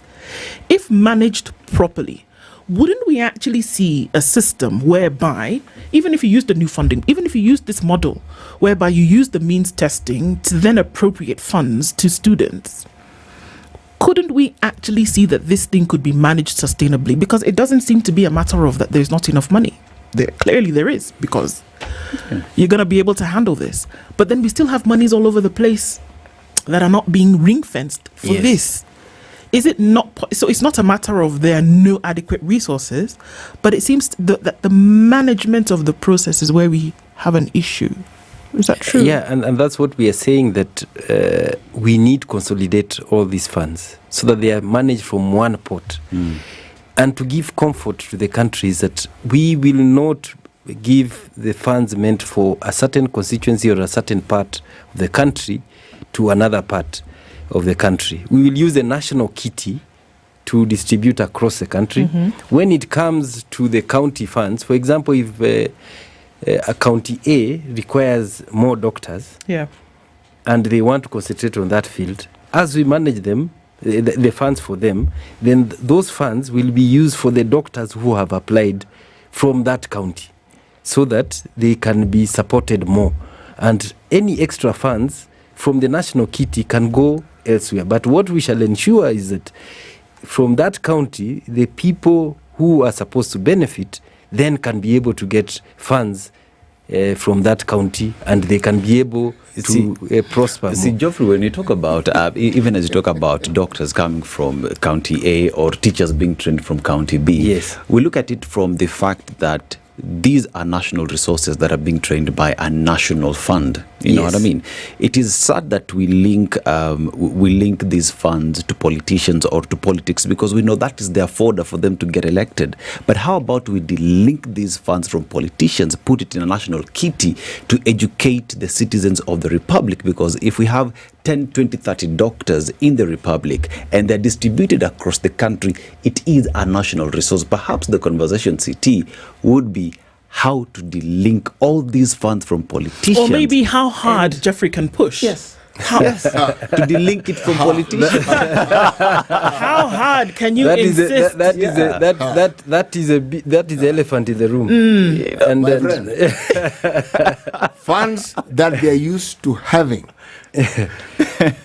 with a budget-making parliament, with the governors as they will be spitting and kicking and that. But isn't this the issue that we're talking about now? Because that's the thing, Jeffrey. And I think, and I want to imagine that you've looked at this thing and you've combed through it with a fine-tooth comb and you've said, you know what? And maybe I can just topple things. That truly, if all the monies that truly are available in the country today, delinked from politicians, delinked from all of this, you wouldn't even have to have this new funding model. You wouldn't. You wouldn't have to go through this whole thing of means testing formula where people get confused. Okay, so am I least vulnerable, more vulnerable than the other? You wouldn't have to do that. If actually it was in one place, and then Jeffrey and his team is making sure that actually it goes where it needs to go, you wouldn't have this puzzle that you have today.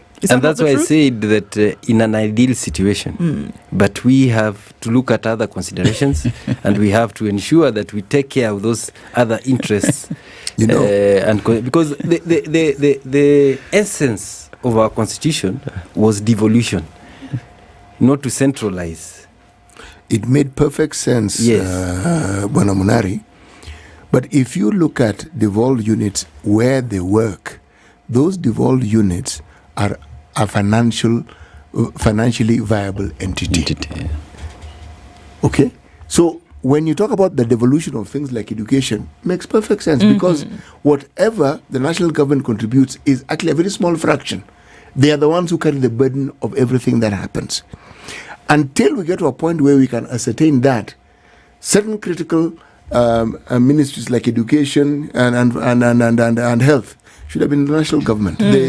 Because then this discussion will be completely different. Different, yes. Yeah, okay. Completely different. Because the moment there's devolution, then somebody says you devolve the function, you devolve the money. Resources. Yes, yes, absolutely. See? So it makes it difficult, and yet all you need to do is say, okay, this. The same logic where we do not devolve the defense forces, we do not devolve the police service. Same logic. Same idea. Yes. So even as we look at this and look at, the intrigues around it, a simple question of now, when folks apply, how soon can they expect to have their money to go to school? Those who are currently in school and maybe have not received funds, or those who will come in September, for example. What's your lead time? Currently, we give students 1 month of application, and within 2-3 weeks, we should be able to give the results. And funds should go to the university 7 days before they report. Okay. Yes. All right. You're a man with a tough job. There's a lot of work to be done, but honestly, really, really think about how far you can push in terms of collapsing all of these monies, and I think it will make your job even easier. That's free advice. That's true. But however, we have seen a lot of support from some of these units, and we have seen MPs bringing money so that we can be able to support them in terms of finding out how much have these students been given from the national kitty. How much do we need to support? Indeed. Because these units have been giving money to students blindly, not knowing how they have been supported. How they've been supported. So it can be done even voluntarily before we move to where it will be done forcefully.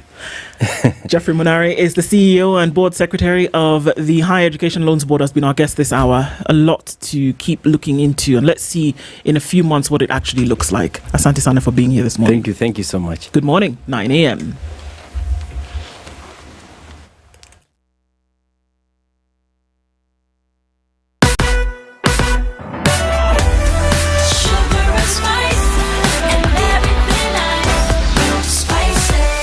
Spice up your life.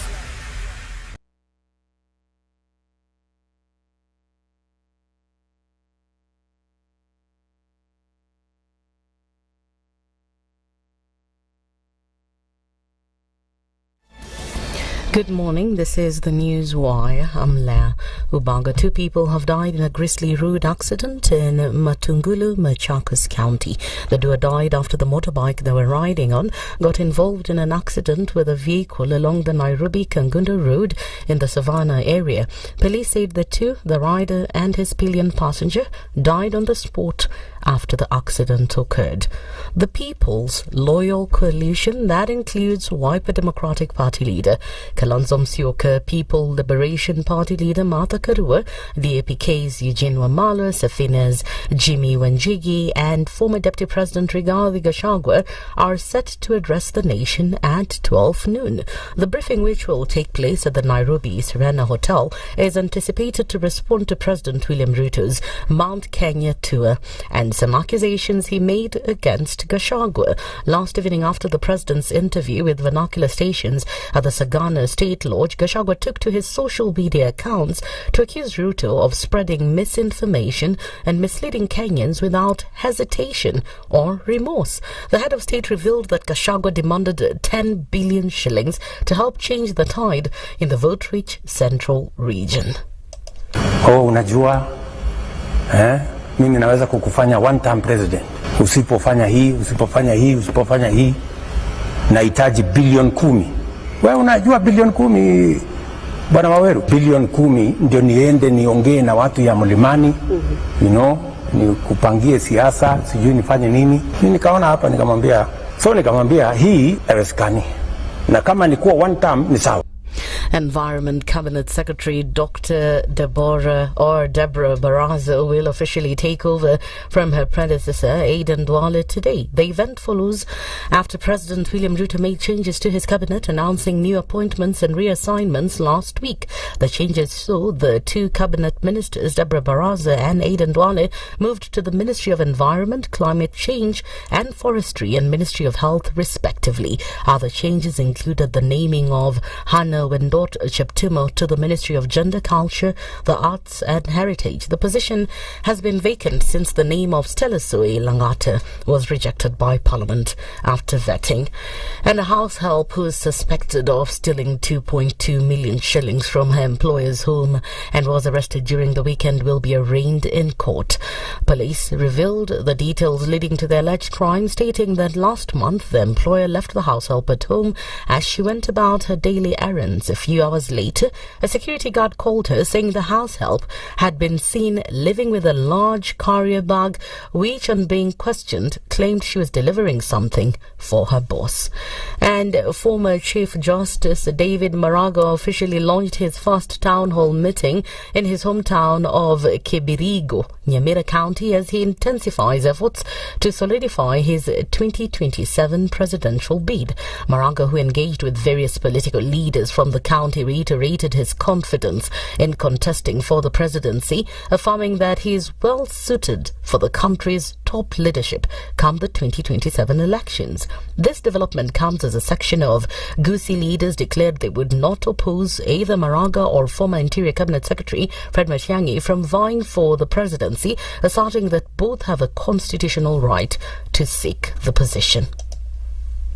Wasee wakaniuliza, iko wasee wamekuja wakaniuliza, watu wazima wameniuliza. Sasa nikitoka hapa nitaenda niseme Nyamira wamenipa mkono. Ufisadi tutaangalia hiyo kwa makini sana, sababu hiyo ndiyo inasumbua nchi yetu.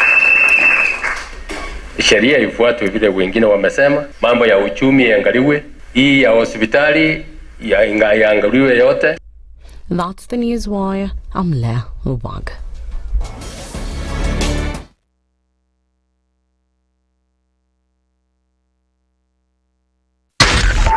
.4 Spice FM, Nairobi.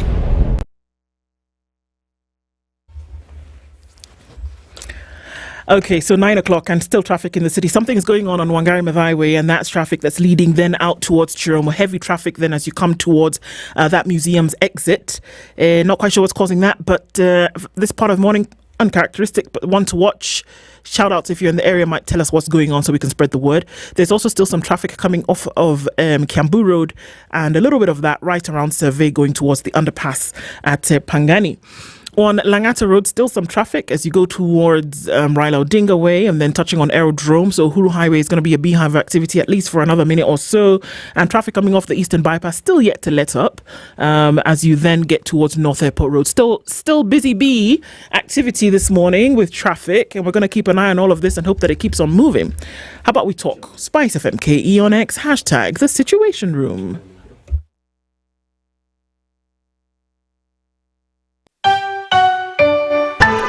Traffic updates brought to you by I&M Bank. Don't just spend, earn while at it. The I&M Bank Milele Rewards makes every swipe count. Earn every point on every purchase and redeem them for flights, shopping and more.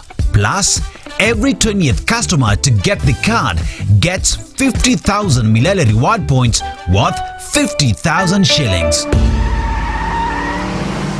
Mature, intelligent talk every morning. Spice up yourself.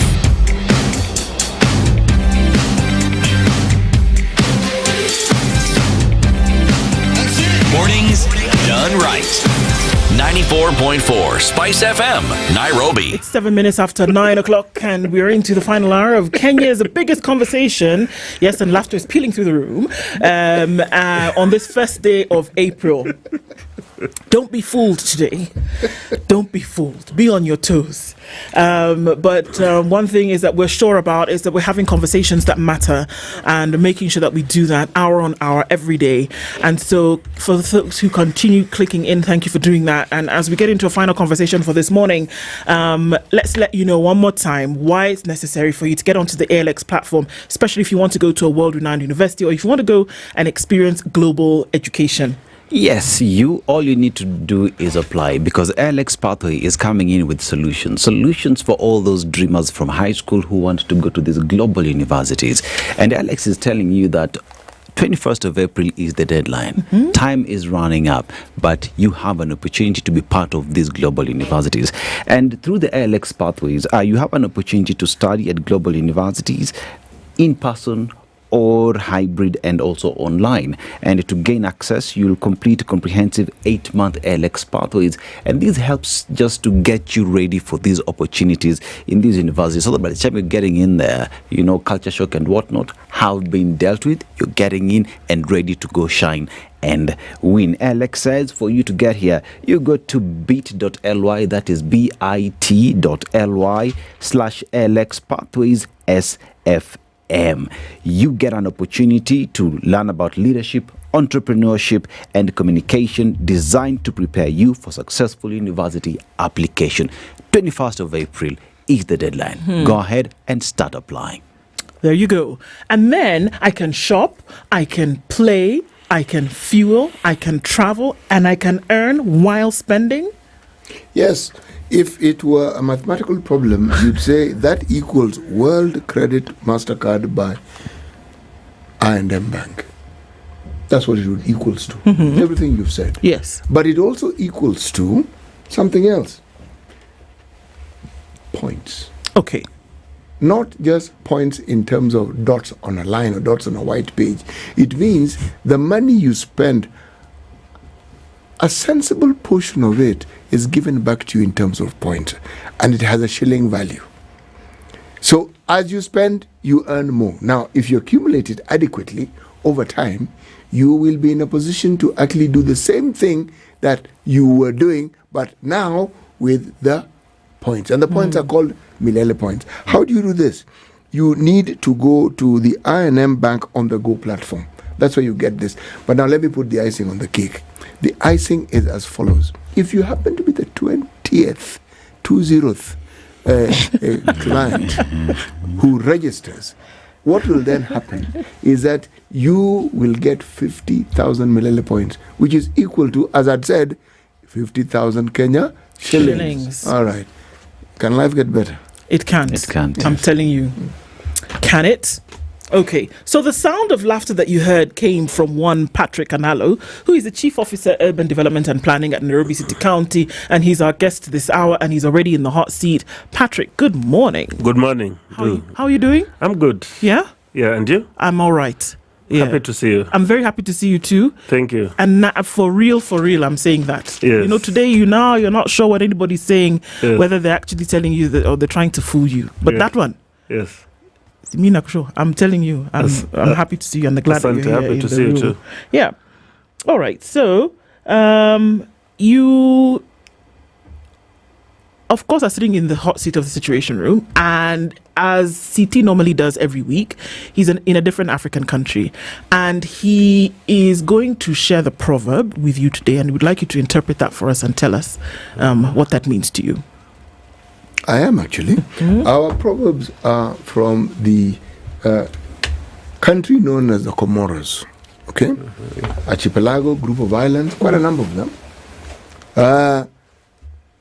This mixture of units that form the country have a very rich history. Rich.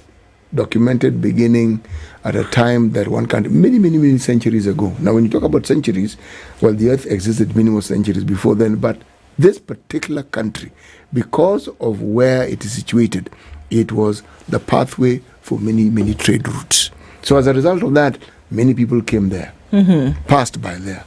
The Arabs passed by there, the Portuguese passed by there. It's a long history. But the thing that distinguishes it, since it got its independence in 1975, the country has experienced more than 20 coup attempts. That doesn't make for very much stability, but that's history. Today, we're looking at a proverb from that country. A beggar won't mind being insulted, comma. A beggar who cannot take insults will go hungry. Difficult profession, this begging. This begging. It comes with all manner of things. Insult. It's like a dog with fleas. Yes. Already a dog. You're already a dog, and people actually call you dog, and then you have fleas. Flea-ridden dog. Not good.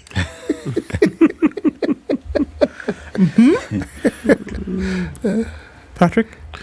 Yeah, so it's a very deep, saying. But I think my interpretation is that the way you lead life, the choices you make in life, which eventually determine how you lead life, it all depends on you.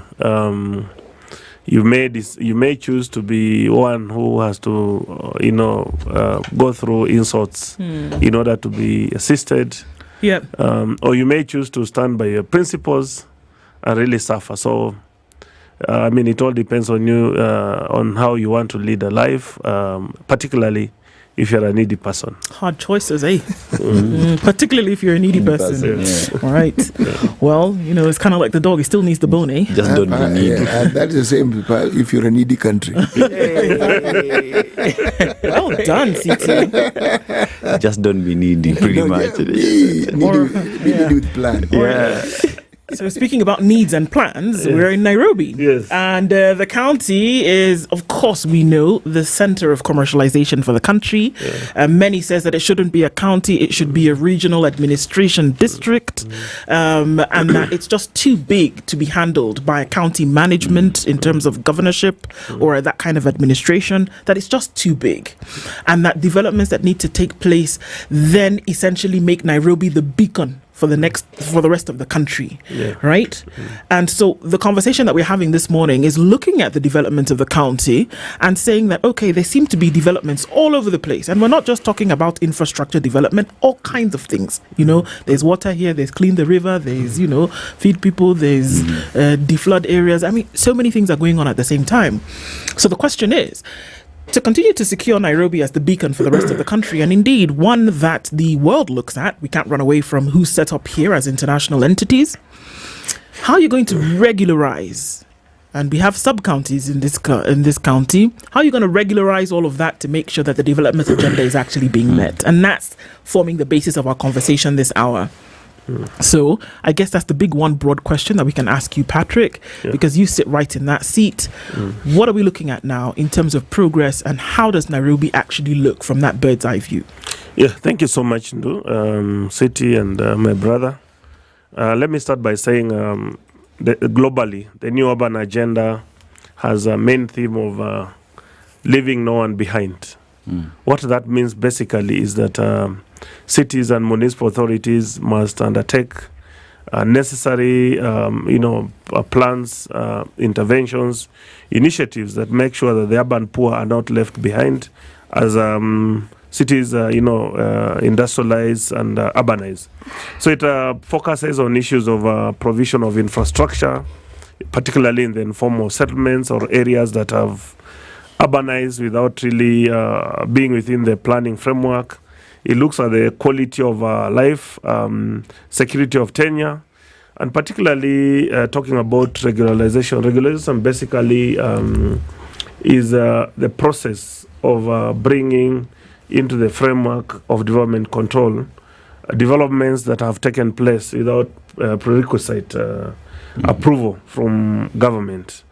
And for the city of Nairobi, we are mainly looking at settlements like Tasia, which was initially National Social Security Fund land that was occupied, or rather invaded, by people without really getting approval from National Security Services Fund, NSSF. They subdivided the land, they put up structures. We are looking at areas like Utawala, where we had land buying companies that were established just before independence as part of the Africanization program of land acquisition in our city. This land buying company allocated plots to members through share certificates, and because they did not have title deeds, they could not submit applications to the county government of Nairobi. And that also goes to areas like Kasarani and Mwiki, and an area around Kangundo Road called Kiambu Dandora, which takes the part of Mama Lucy Hospital. And then we have areas also which is land originally that belonged to the city council, the predecessor of Nairobi county government. The land was subdivided and people allocated through allotment letters and leases. And this includes areas like Umoja, Moja 2, Dandora, we have Kariobangi. So these developments, we have a program which started in 2015 and expired in 2018. The current government has designed a bill that is awaiting enactment at the county government of Nairobi, and together with the new building code of 2024, we have a clear framework that will guide submission of development applications for people who put up structures without getting approval from the county government of Nairobi. Okay. And how is that going? I think that's the question, that when you look at then regularization of this development and you have individuals who seem to be operating ex parte when it comes to the county government, how then do you do that? Because one would assume that there's a plan. There are CIDPs. This happens every year, or rather every 5 years. What then happens when you have operations that are counter to what the plan actually is? Yeah, so this regularization program, as I said, is actually part of our CIDP, the 5-year plan, that you'll bring into development control framework, structures that have taken place without approval, that you look at their functionality in terms of structural stability and ascertain through engineering tests, ascertain are they habitable, that you then go further and make sure that the roads, the reserves which are meant for roads, the reserves which are meant for sewer are secured, and you'll be able to grade them, or you'll be able to tarmac, you'll be able to extend the sewer line, so that the people who are living in those settlements have access to municipal services, just like other city residents. And I think, as I said, this program started in 2015. The law that was formulated at that time came to an end in 2018 because it was a law mainly, it was like amnesty within 3 years for these people to be able to submit those applications.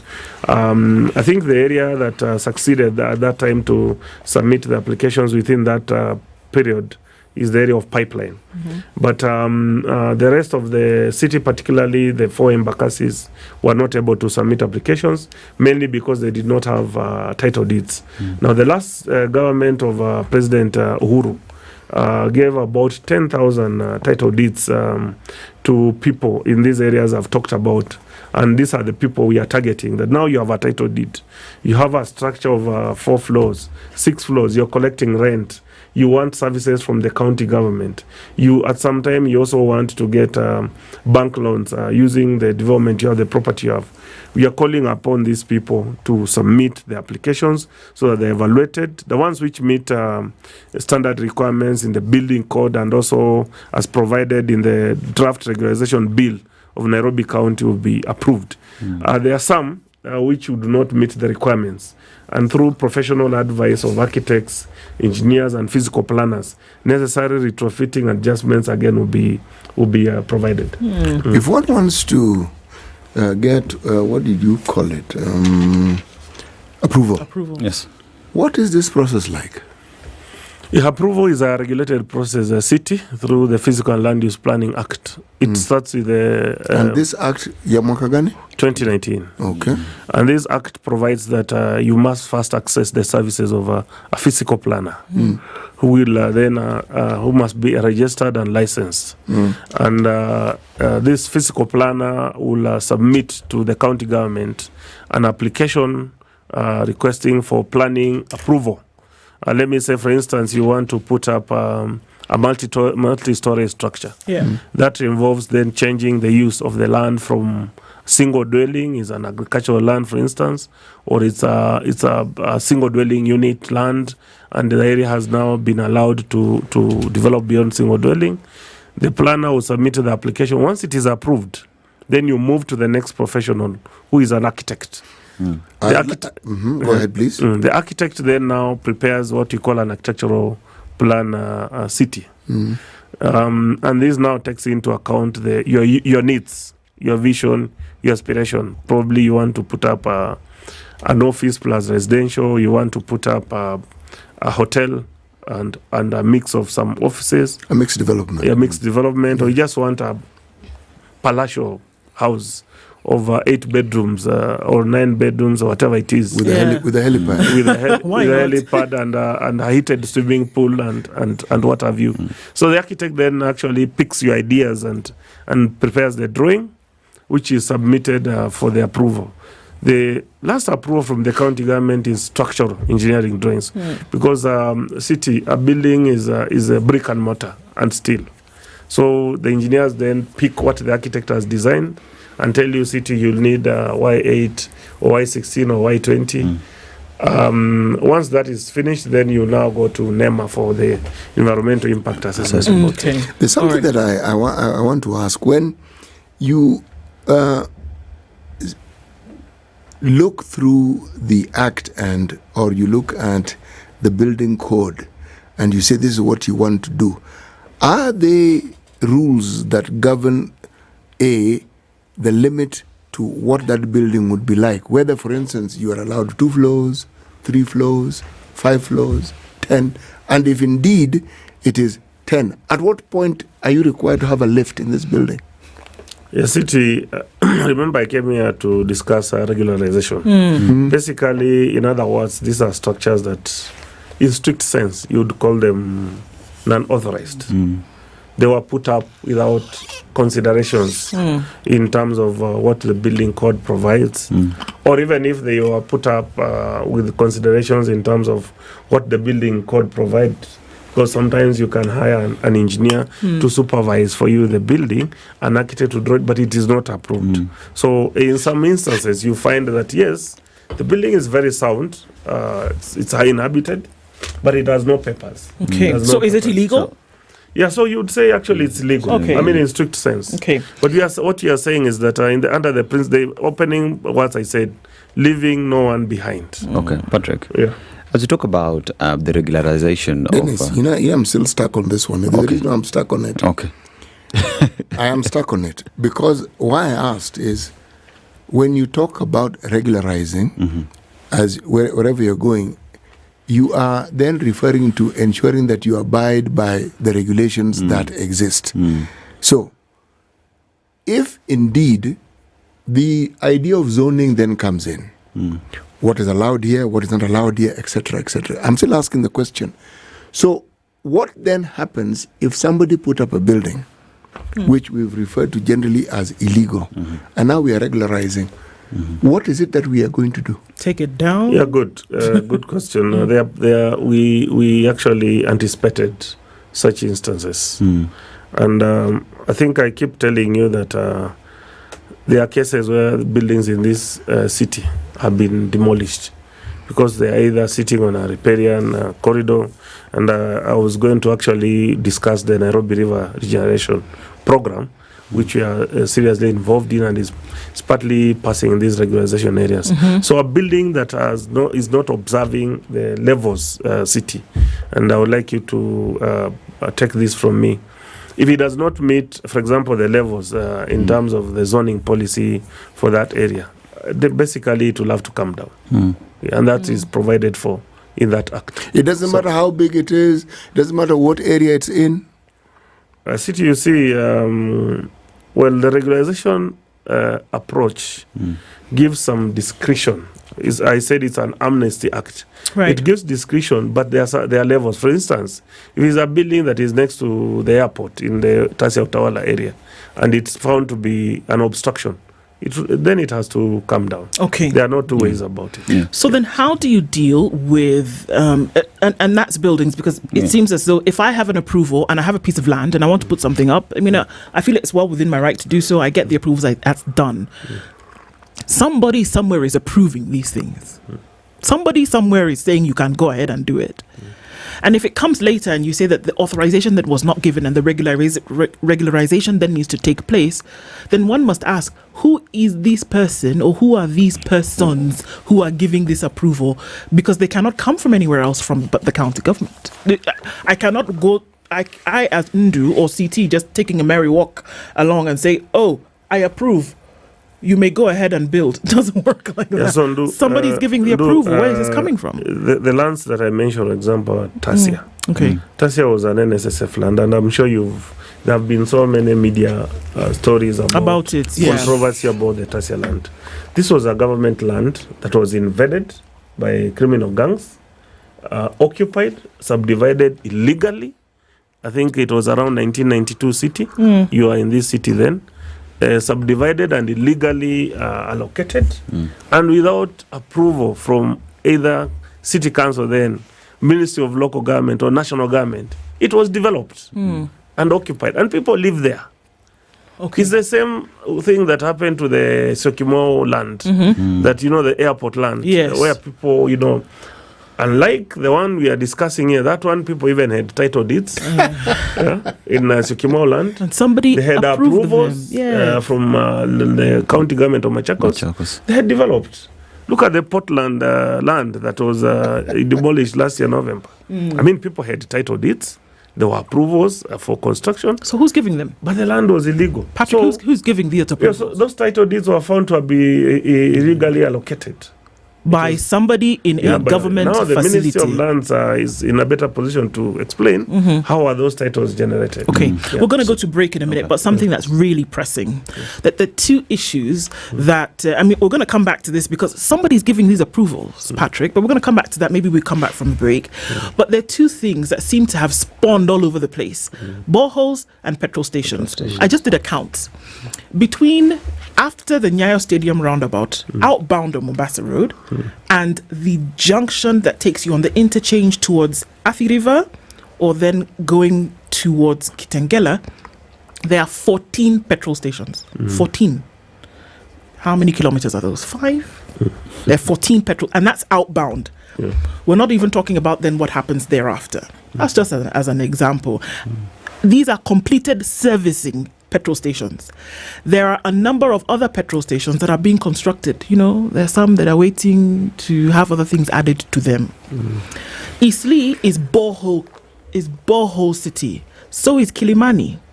But in order for you to sink a borehole anywhere, again, you need approval. And the question is, who is approving for all these boreholes to then be sunk? Who is approving for all these petrol stations? And are they well within their rights or within the city's county development for these things to happen in the manner in which they are happening?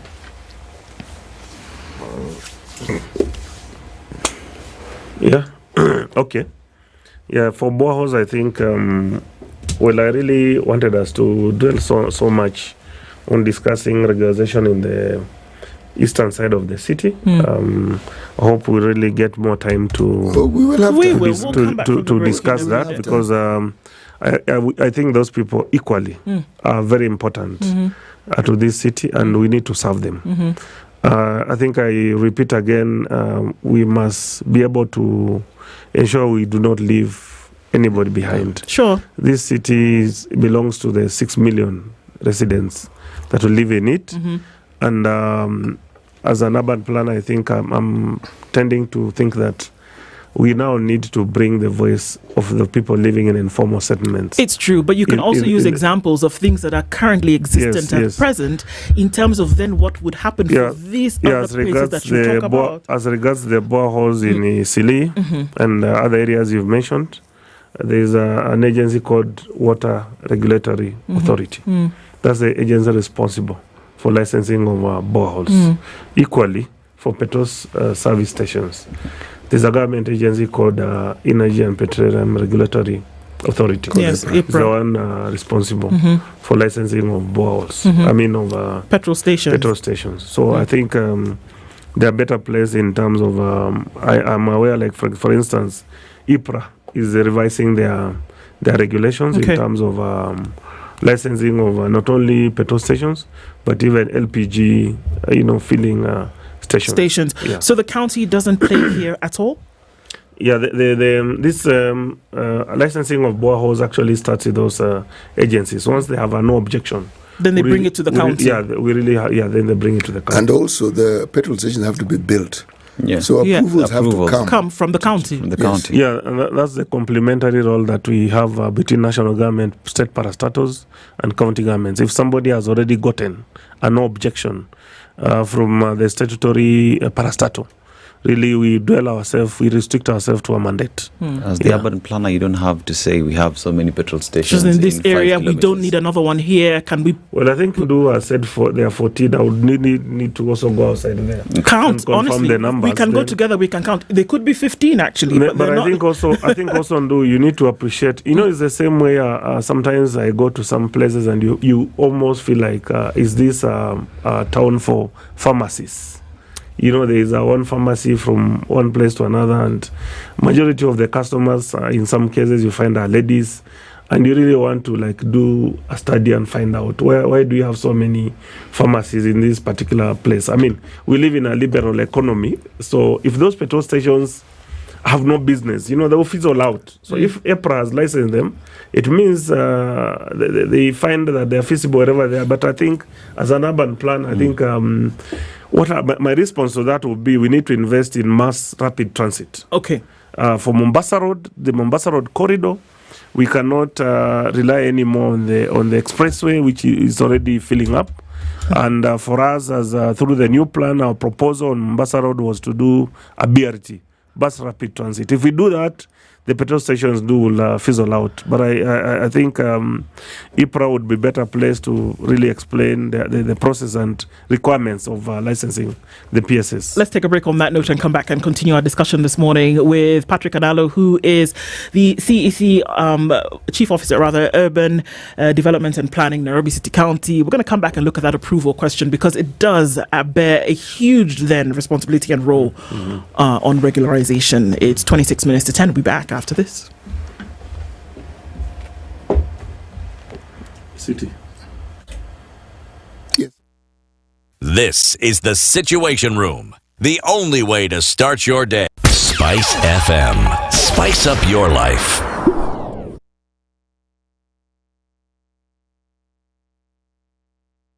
All right, so coming out on the tail end of traffic hour this morning and just seeing that a little bit of traffic left on the Eastern Bypass as you make your way through towards North Airport Road.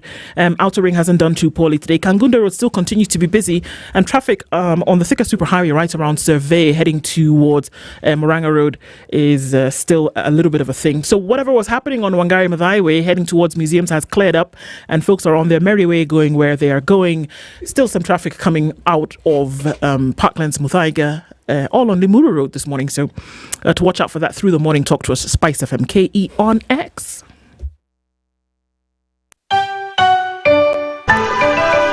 Traffic updates brought to you by I&M Bank. Apply for the I&M Bank World Credit MasterCard on the I&M Bank on the Go app. Swipe, earn and live your best life. What's even better, every 20th customer to get the card gets 50,000 Milele reward points worth 50,000 shillings. Mature, intelligent talk every morning. Spice up yourself.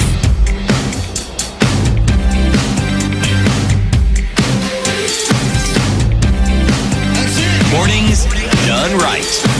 94.4 Spice FM, Nairobi. Our conversation at 24 minutes to 10 o'clock continues with Patrick Analo, who is the Chief Officer, Urban Development and Planning, Nairobi City County. And we're looking at regularization of developments that, the expectation is that you have the county operating within its different sub-counties and that there's regularization of these developments, whether it's buildings, whether it's amenities being set up, and that it follows the CIDPs and the umbrella of the new plan, for example, that it follows that.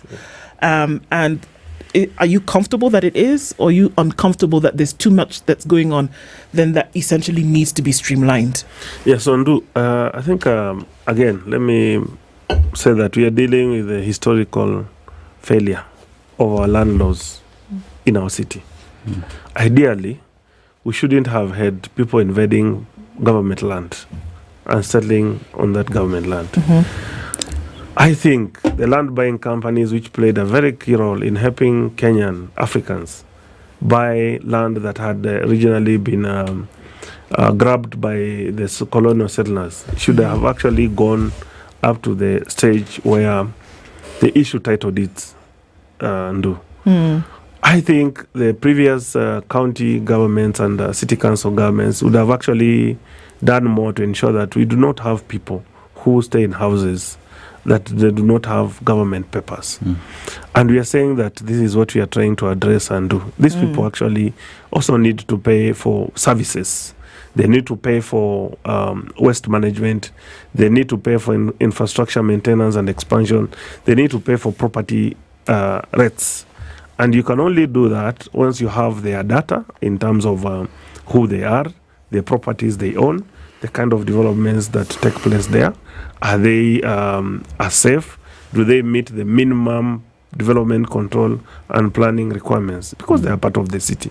We should never have people who collect rent from their tenants in a Pipeline, in Mwiki, in Kasarani, in the areas of Nasara, in Tasia, and Utawala. And they do not pay rates. They are consuming government services in terms of water reticulation, sewer. Some even continue to go ahead and grab land that had been set aside for amenities, for schools, for health facilities.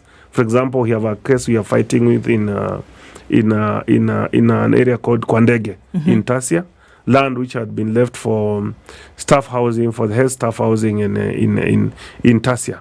Somebody went ahead and put up a building and then went ahead and actually rented it to the staff, to the health facility staff. So, and the governor went there and the residents were telling the governor, Your Excellency, I mean, look at this. This land here, was meant for staff housing for the staff who work in the health facility. Somebody has grabbed it, put up an apartment, and is now renting it to the nurses, to the doctors. The governor gave a directive that moving forward, that land must revert back to the county government. For example, the area where we have Mama Lucy Hospital. Yes. That land was a donation by the people who actually, the company which owned that land, the entire area. It's called Kiambu Dandora. They set aside that land for a construction of that hospital. Had they not done that, or had the national government not moved in, I mean, the people of that area would have not had that facility. And so we are saying this regularization program also helps the county government and the national government to protect land which had been surrendered for public use, for nursery schools, for children playground city, and this includes city council estates, like Dandora. Which was set up through funding from World Bank. And they came up with something called site and service. So you do the site, you build the houses, you give allotment to the tenants, but that process did not go further and complete in terms of giving the legal statutory ownership documents. Right. So there were so many other things which happened in that area. And seriously speaking, I think these people, we must bring them on board. Because if a building collapses in Tasia right now, Utawala, still the county government of Nairobi has a duty and responsibility to explain how did that building come up. Yes, now, because you gave the approvals. Yes. Yeah. In terms of approval, I think probably you've not gotten me, have not come out clear. These buildings came up without approval from government. So why? Dennis, and that's why we are now coming up with the word regularization. Okay. Regularization basically means bringing into development control framework informal structures or structures that have taken place without statutory approval. I think let's talk about the statutory approvals that are required before someone sets up a building. And one key document that they need are title deeds. And you find these buildings do not have these title deeds. That means when you talk about regularization, title deed comes into the conversation. So then how are you working with the issuers of title deeds to ensure that the people that you're targeting have these documents, so that when you go to them or they come to you, they are ready with all the documents? Because then you might sit here, invite them, but without that specific document, there is no regularization that will happen. So what conversation are you having with the national government Ministry of Lands to ensure that these documents are availed or a process is started? Yeah, so thank you so much. I think through the help of His Excellency the President and the Governor, there have been several intergovernmental meetings to address that issue. One, we have different types of schemes to be regularized. For example, we have a scheme where the original owner has a title deed. Let me give an example of the Kiambu Dandora area. The original land buying company had actually purchased that land and acquired a title deed, and then went ahead and subdivided the land and allocated to the members. So in this case, we are engaging the original owner who was a title deed and asking them, can you give us a list of the people who belong to, who are your shareholders and you sold their land to, where specifically is that particular land. You have another case, for example, in Lakisama, equally. The original owner has a land, has a title deed, sold the land. But where we do not have titles, we have a program, Dennis, with the Ministry of Land, where the land is surveyed. We prepare the titling documents, and then now we move forward to deal with the specific people who actually are the developers or the occupiers of the land. So it's a program between remember, titling has not been devolved. It's a responsibility of the Chief Registrar of Land. So you cannot complete this regularization program without involving the Ministry of Lands. And you are working very closely with them and the National Lands Commission. So for these developments that have been put up, which by your own admission have been done without approval, what's the process then for dealing with those? And there are reasons why that you need certain approval. If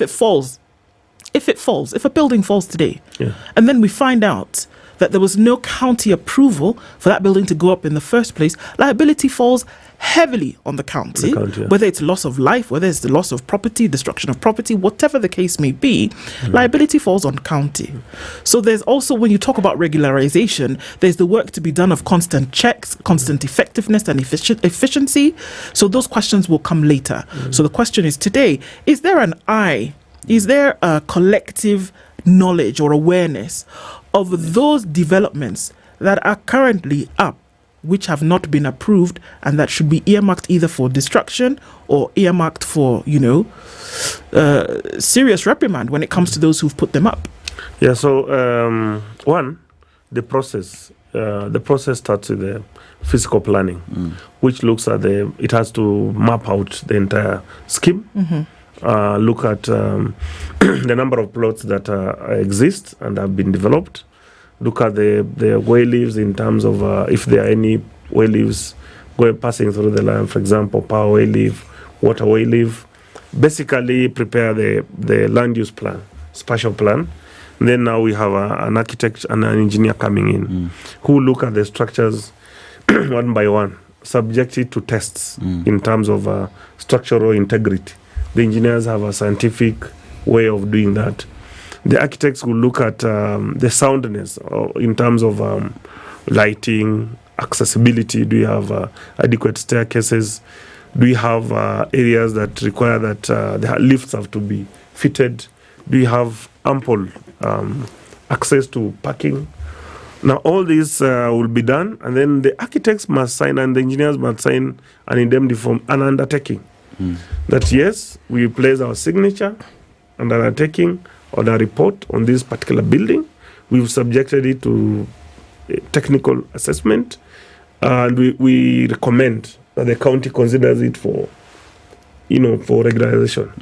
Another one, they'll say, we've evaluated this building. We've found that it has some issues, and the issues are as listed below, and these are our recommendations. These will be passed upon the developer to comply to. And now the county will be left behind to ensure those recommendations are implemented. The third one will be the ones that have to be brought down. Dennis, and either way, even if regularization was not there, a building that is not sound is not sound. And that again, that recommendation will have to be provided. Which begs the question, Patrick. With this regularization, there's something that you've mentioned which is very critical in terms of all these signatures that are signed by the engineers, the architecture, and all these goes into issuing the occupational license for these buildings and whatnot. So in terms of percentage in this Nairobi, how many people live in estates that do not have these occupational licenses? I think I listed, we have about 30 schemes which we have identified. We've looked at them, we've given a preliminary assessment, and they are ready for regularization. And majorly, if you remember, I said these are mainly in the 4 embakasis.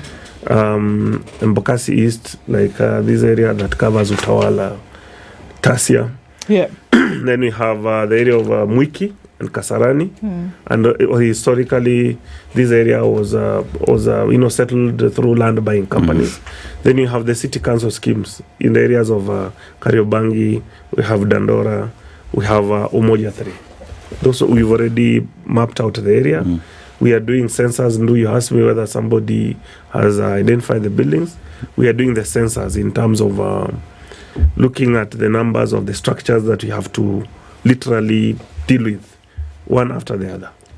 So you don't have a number? I think it's a program that fully will go into full blast upon approval of the County Assembly of Nairobi has a role also to play in this.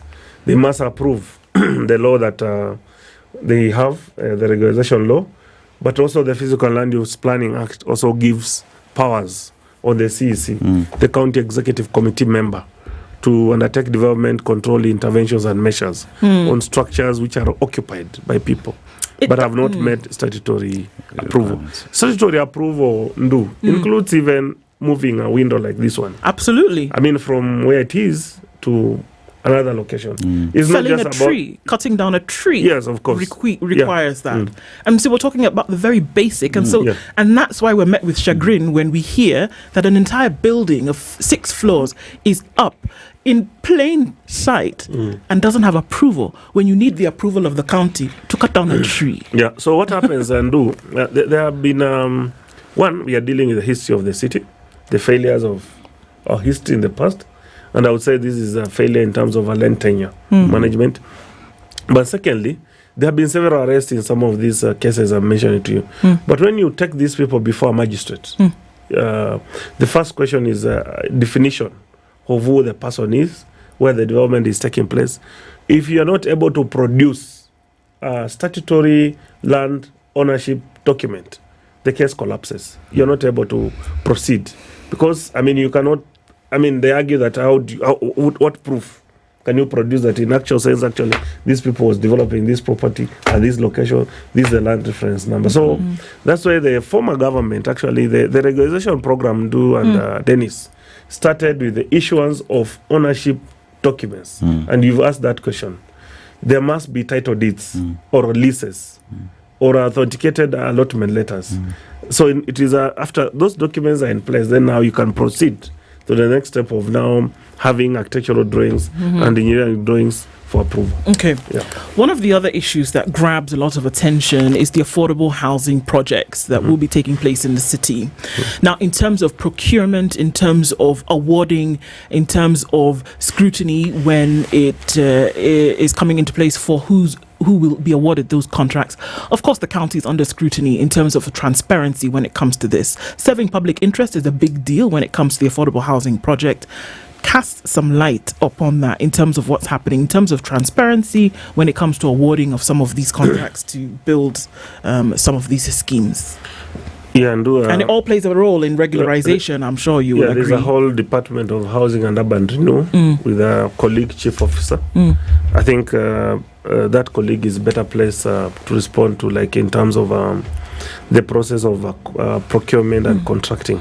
But I will give just an overall perspective in terms of from a planning viewpoint. Yes, the affordable housing program, I think, which also has been extended by the ministry now. I think they have also introduced an element of social housing, is an effort to try and address the challenge of housing in our urban areas.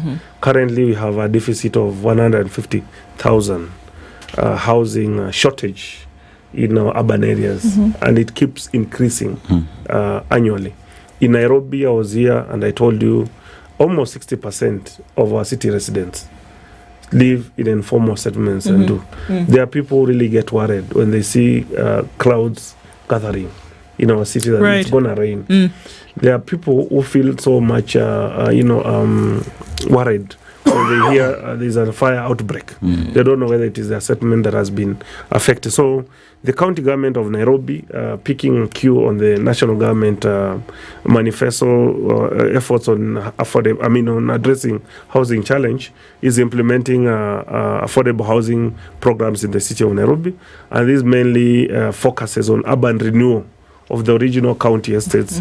For example, the Woodley estate, which is an estate that belongs to the county. It was established in 30s and 40s for senior citizens of the city. We have areas like Makongeni, Kaloleni, Shaodimboyo, Kariobangi. When you go to those estates, they are experiencing urban decay and derelict. The houses which were constructed during colonial days for housing of the African population. And with a growing city population now at 6 million, honestly speaking, we need to cater for the increased population. The principle I have seen the governor advocate in terms of affordable housing, priority is to the sitting owners of the houses. These are the owners of these estates. They're the ones who have kept them on behalf of the county government of Nairobi. They will have to be given first priority. In Woodley, I saw him compensate them up to a tune of almost 1 million Kenyan shillings and giving them an advance allocation of those houses once they will be completed. A preferential preferential arrangement. Yeah, of course. Yes. And I think as a city, my colleagues, we need to have a serious conversation on how to address the challenge of urban housing. And city, just before I finish, before 1992, you remember, and I've also discussed here, housing was mainly a major responsibility. And if you look at the Tom Mboya policy for Africanization of the Kenyan economy, he speaks widely about urban housing as a responsibility of government. The moment World Bank told Kenyan government to forget the business of urban housing, that's when we started having people living in cotton houses, polythene bag houses. This administration, these county governments must confront the issue of urban housing. We cannot have people coming from Europe to come and have a tourist, visit in Kibera slums, in Mathare slums, shooting movies and videos to be shown at Hollywood. I mean, we must confront this issue of urban housing and confront it fairly in terms of making sure the real people who have to benefit in those houses that we produce actually benefit. As the planner for the county, what powers do you have for enforcing these laws?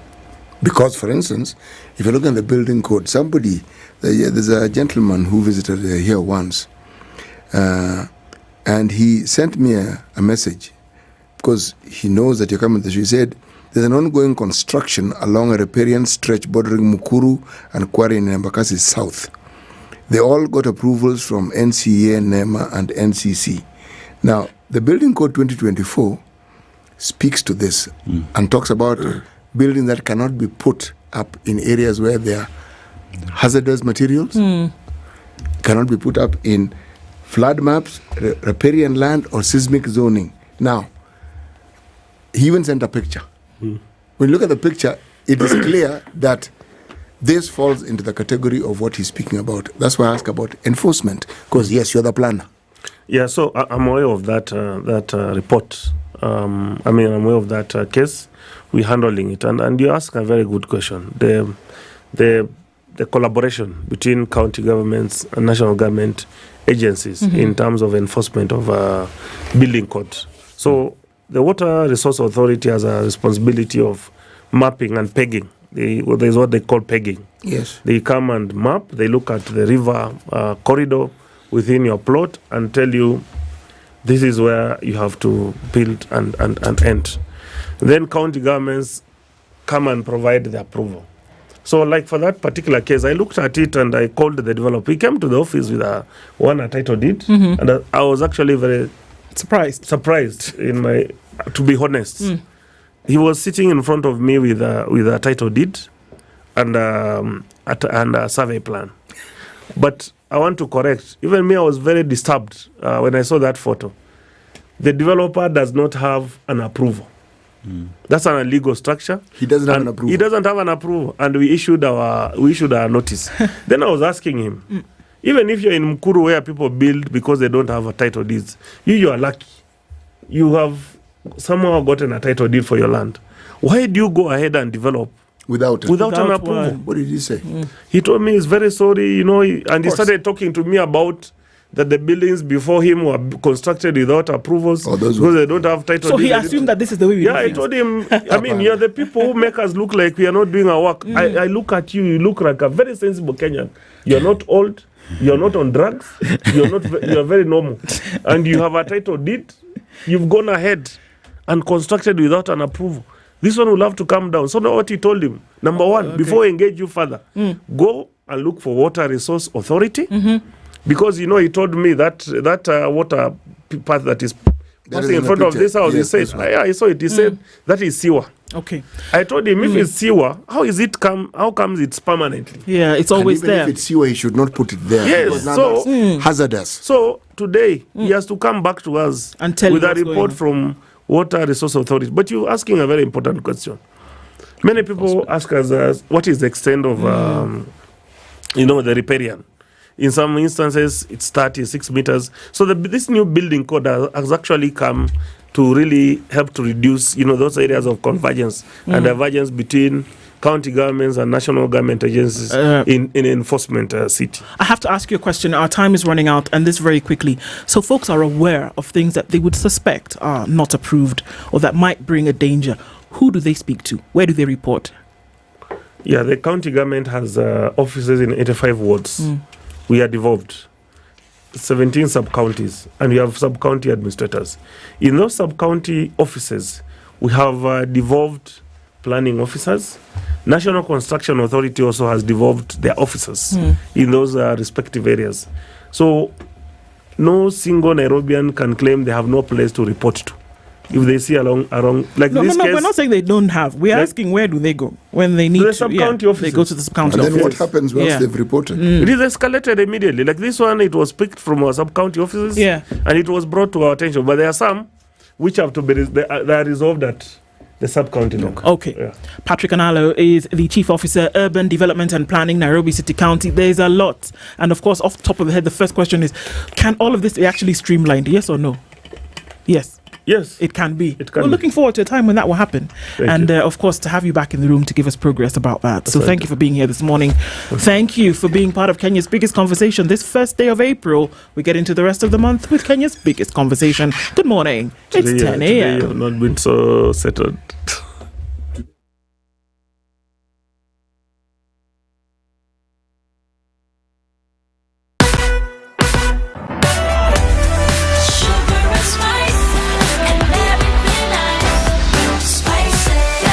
Spice up your life